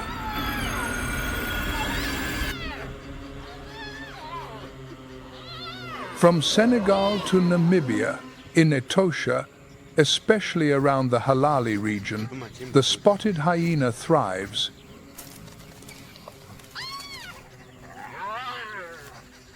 Here, its adaptability meets a well-managed conservation environment.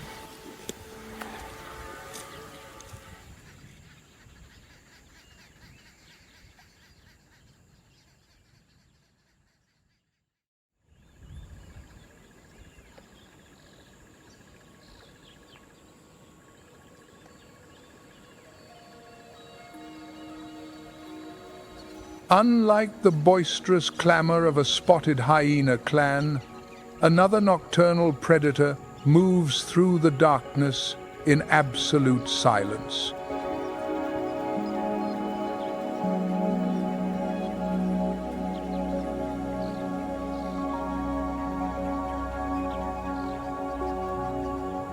From high above, the spotted eagle owl glides softly on muffled wings.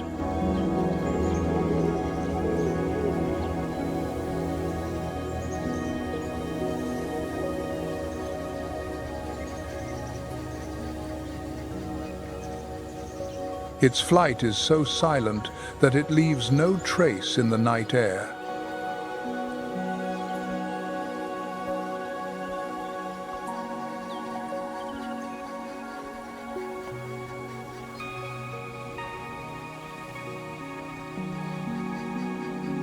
One of the most common owls in southern Africa, the spotted eagle owl is about 18 inches long.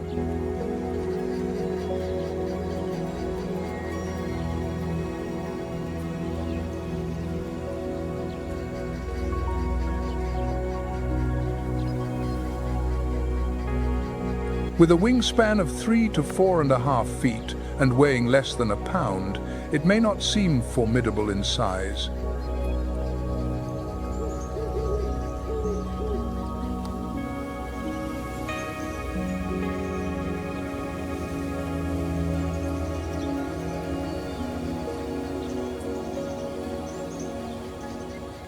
However, It possesses a suite of biological advantages that make it a master of the night.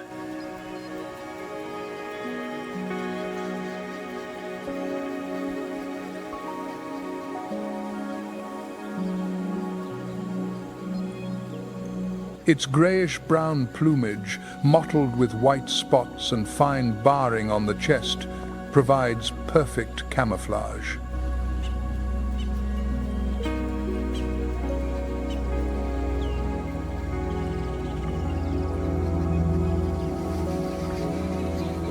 As a predator, the spotted eagle owl relies on exceptional senses to hunt in the dark.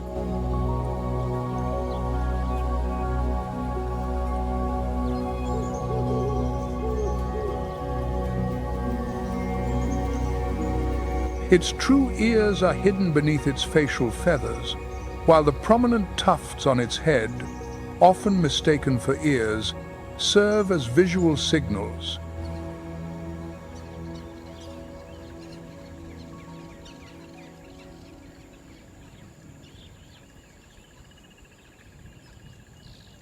As the dry season narrows the range of prey species, drawing them toward water sources like halali, the spotted eagle owl adapts.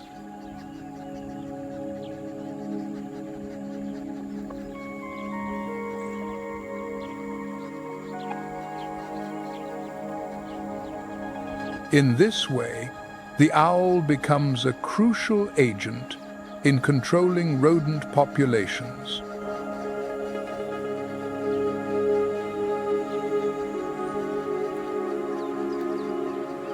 Especially important during the dry season, when outbreaks of mice and rabbits could devastate the already depleted vegetation.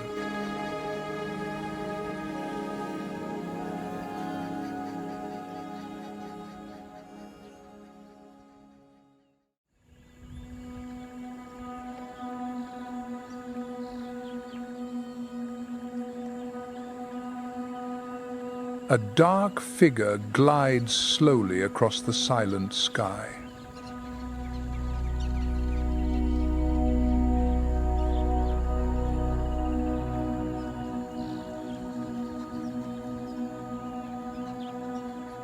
Not as hurried as a predator, nor as fragile as a migrant, the lappet-faced vulture moves with a solemn purpose.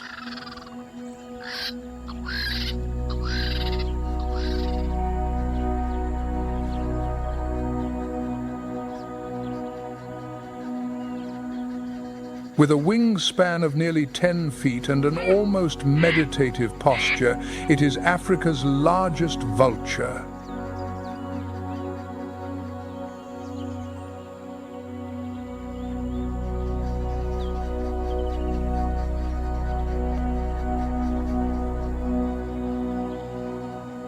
A bare, reddish-pink head and loose folds of skin called lappets drape gracefully along its neck.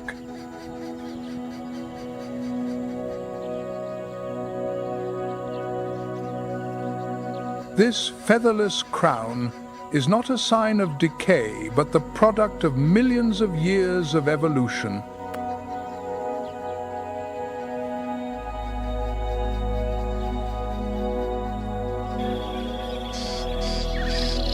Perfectly suited for its ecological role, cleaning up what others leave behind.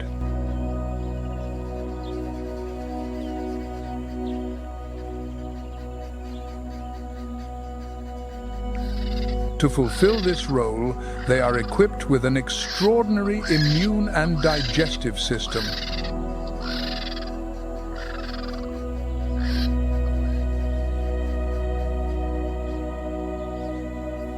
Within its gut lies an alchemical furnace, a cauldron of acid so potent it can render the deadliest poisons harmless. It does not just consume death, it purifies it.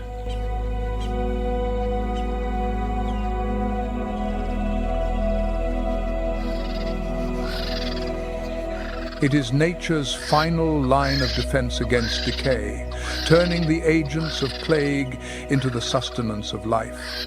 A grim but sacred duty.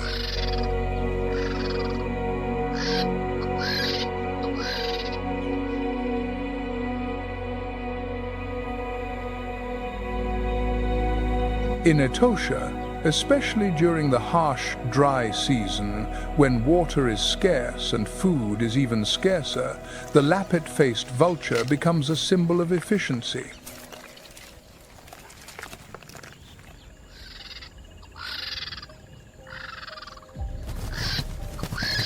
It can spot a carcass from impressive distances.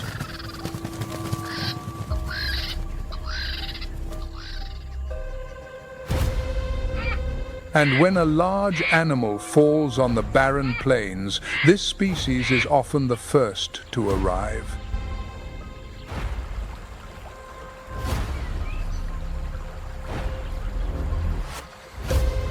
Its powerful, hooked beak can tear through the toughest hides, muscles, and sinews, opening up the feast for smaller scavengers.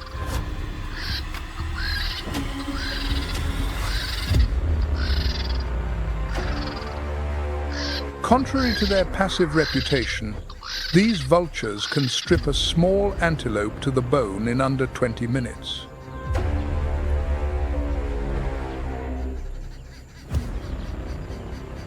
Yet, despite their talents, their numbers are in steep decline.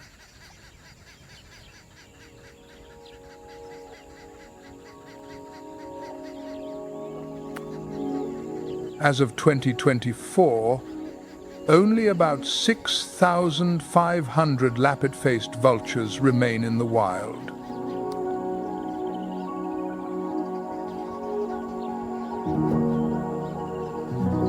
Their greatest threat, poisoning, often unintentional, when they feed on carcasses laced with pesticides or toxic chemicals.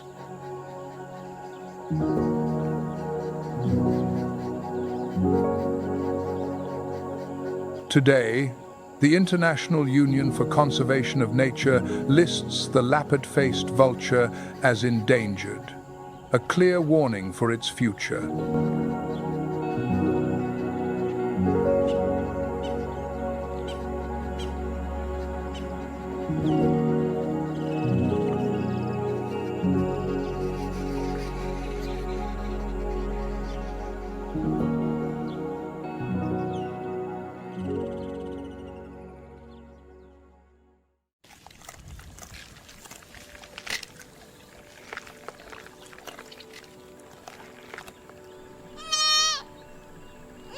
The black-faced impala is a rare subspecies found only in the arid landscapes of southwestern Namibia, with the largest population concentrated in Etosha.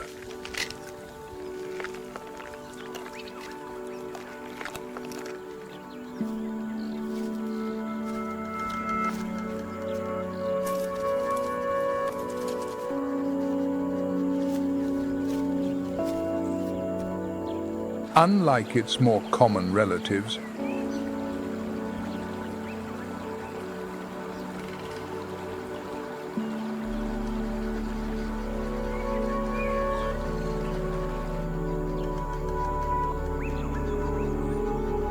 the black-faced impala is easily distinguished by a prominent black stripe running from its nose to its eyes, complemented by a deep, dark brown coat.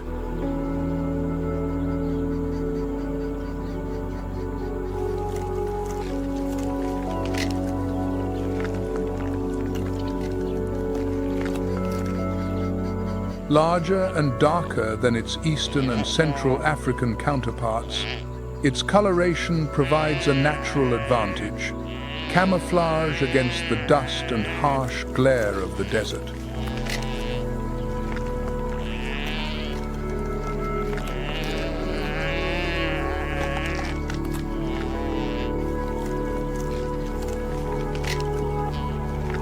Instead of forming large herds, This impala has a more intimate, flexible social structure.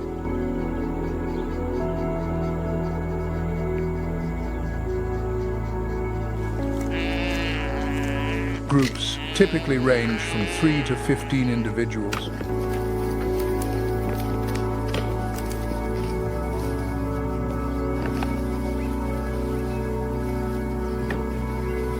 The adult males often live apart, only approaching the female groups during the rut before retreating again.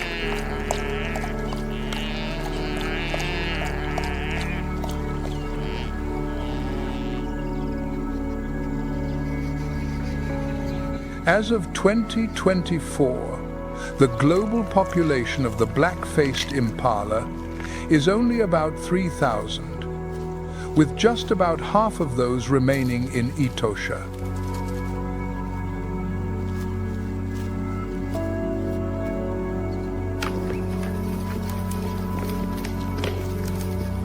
The subspecies is classified as vulnerable not only due to its limited geographical range, but also because of the growing threat of hybridization with the more common impala.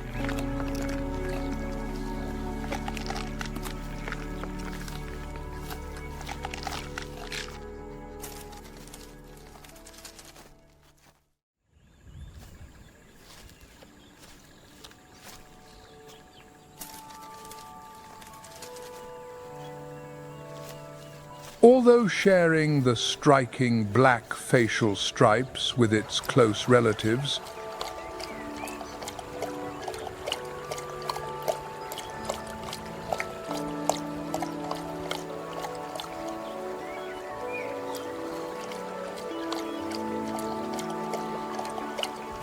the gemsbok moves with a calm, deliberate gait that sets it apart from the impala's slender grace.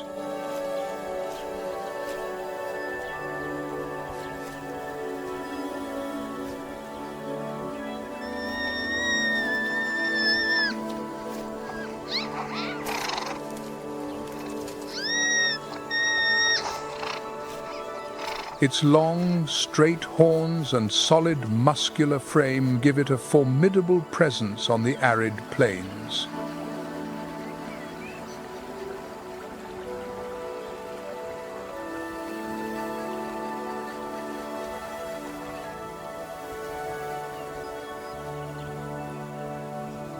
Its sword-like horns, up to 4 feet long, are one of its most iconic features.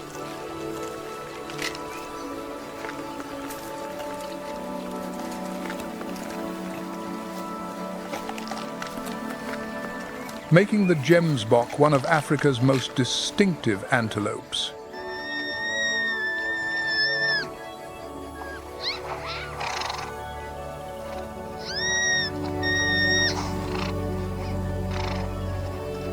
A smooth, grayish-tan coat, sharply marked with black and white stripes on the face, legs, and flanks, allows it to disappear against the rocky, sun-drenched terrain.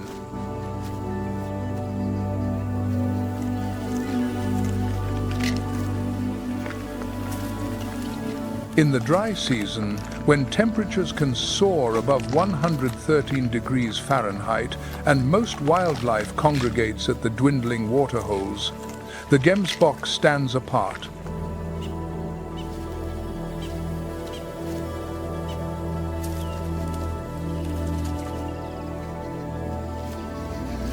It has evolved a remarkable independence from water, able to survive for weeks or even months without drinking.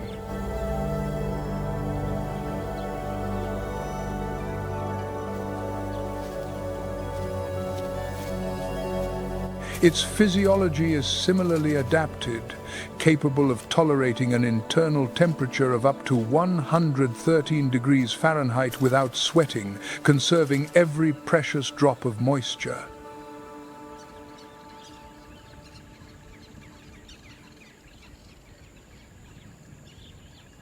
To do this, they possess an extraordinary internal cooling system.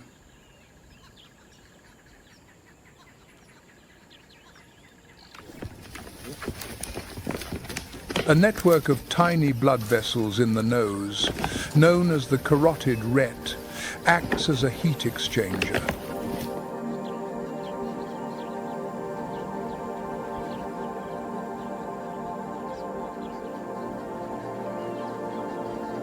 Inhaled air cools the blood before it reaches the brain, keeping their most vital organ at a safe temperature, even when the rest of their body is boiling.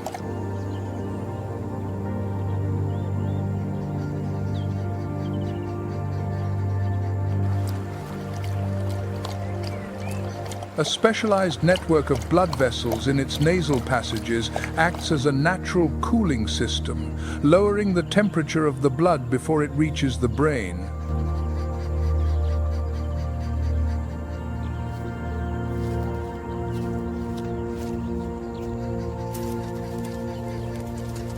Primarily crepuscular, it moves at dawn and dusk when the temperatures are milder, the light is softer, and the predators are less active.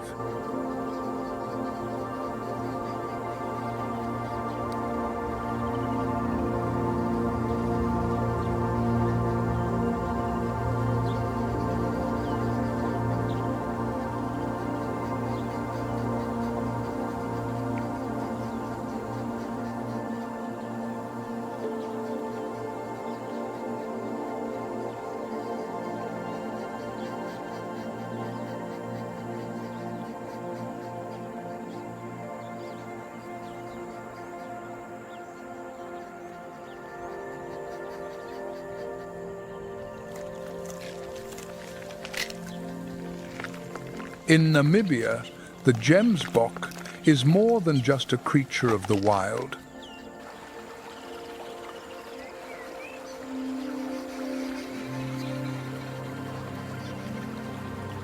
It is a national symbol, proudly displayed on the country's coat of arms.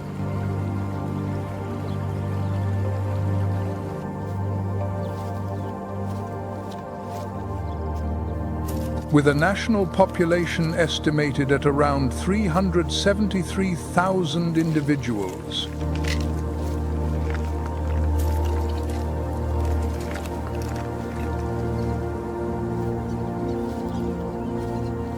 This antelope has maintained a strong foothold, supported by stable habitats and forward-thinking conservation policies.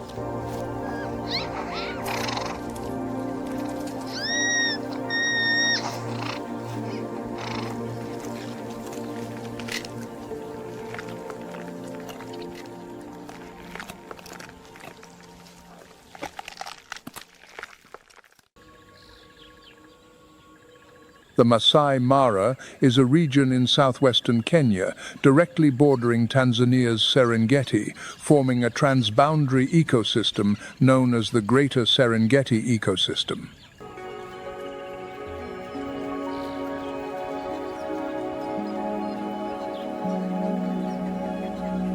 With an area of about 583 square miles, the Masai Mara holds an astonishing diversity of life.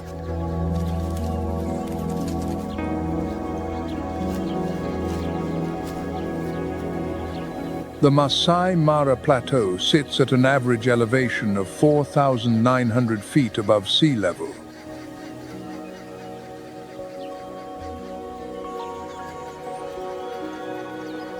The landscape ranges from endless savanna grasslands to sparse woodlands and meandering rivers like the Mara and the Talek.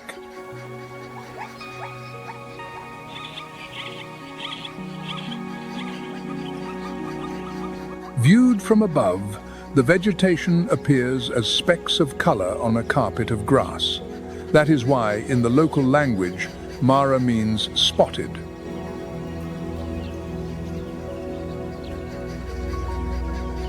The climate in the Masai Mara is divided into two distinct seasons, the wet and the dry.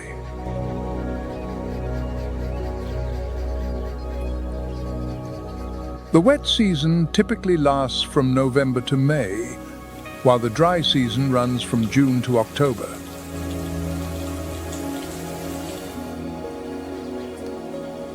The dry season is also the peak of predator activity and the time of the Great Migration, when over 1 million wildebeest journey from the Serengeti to the Masai Mara.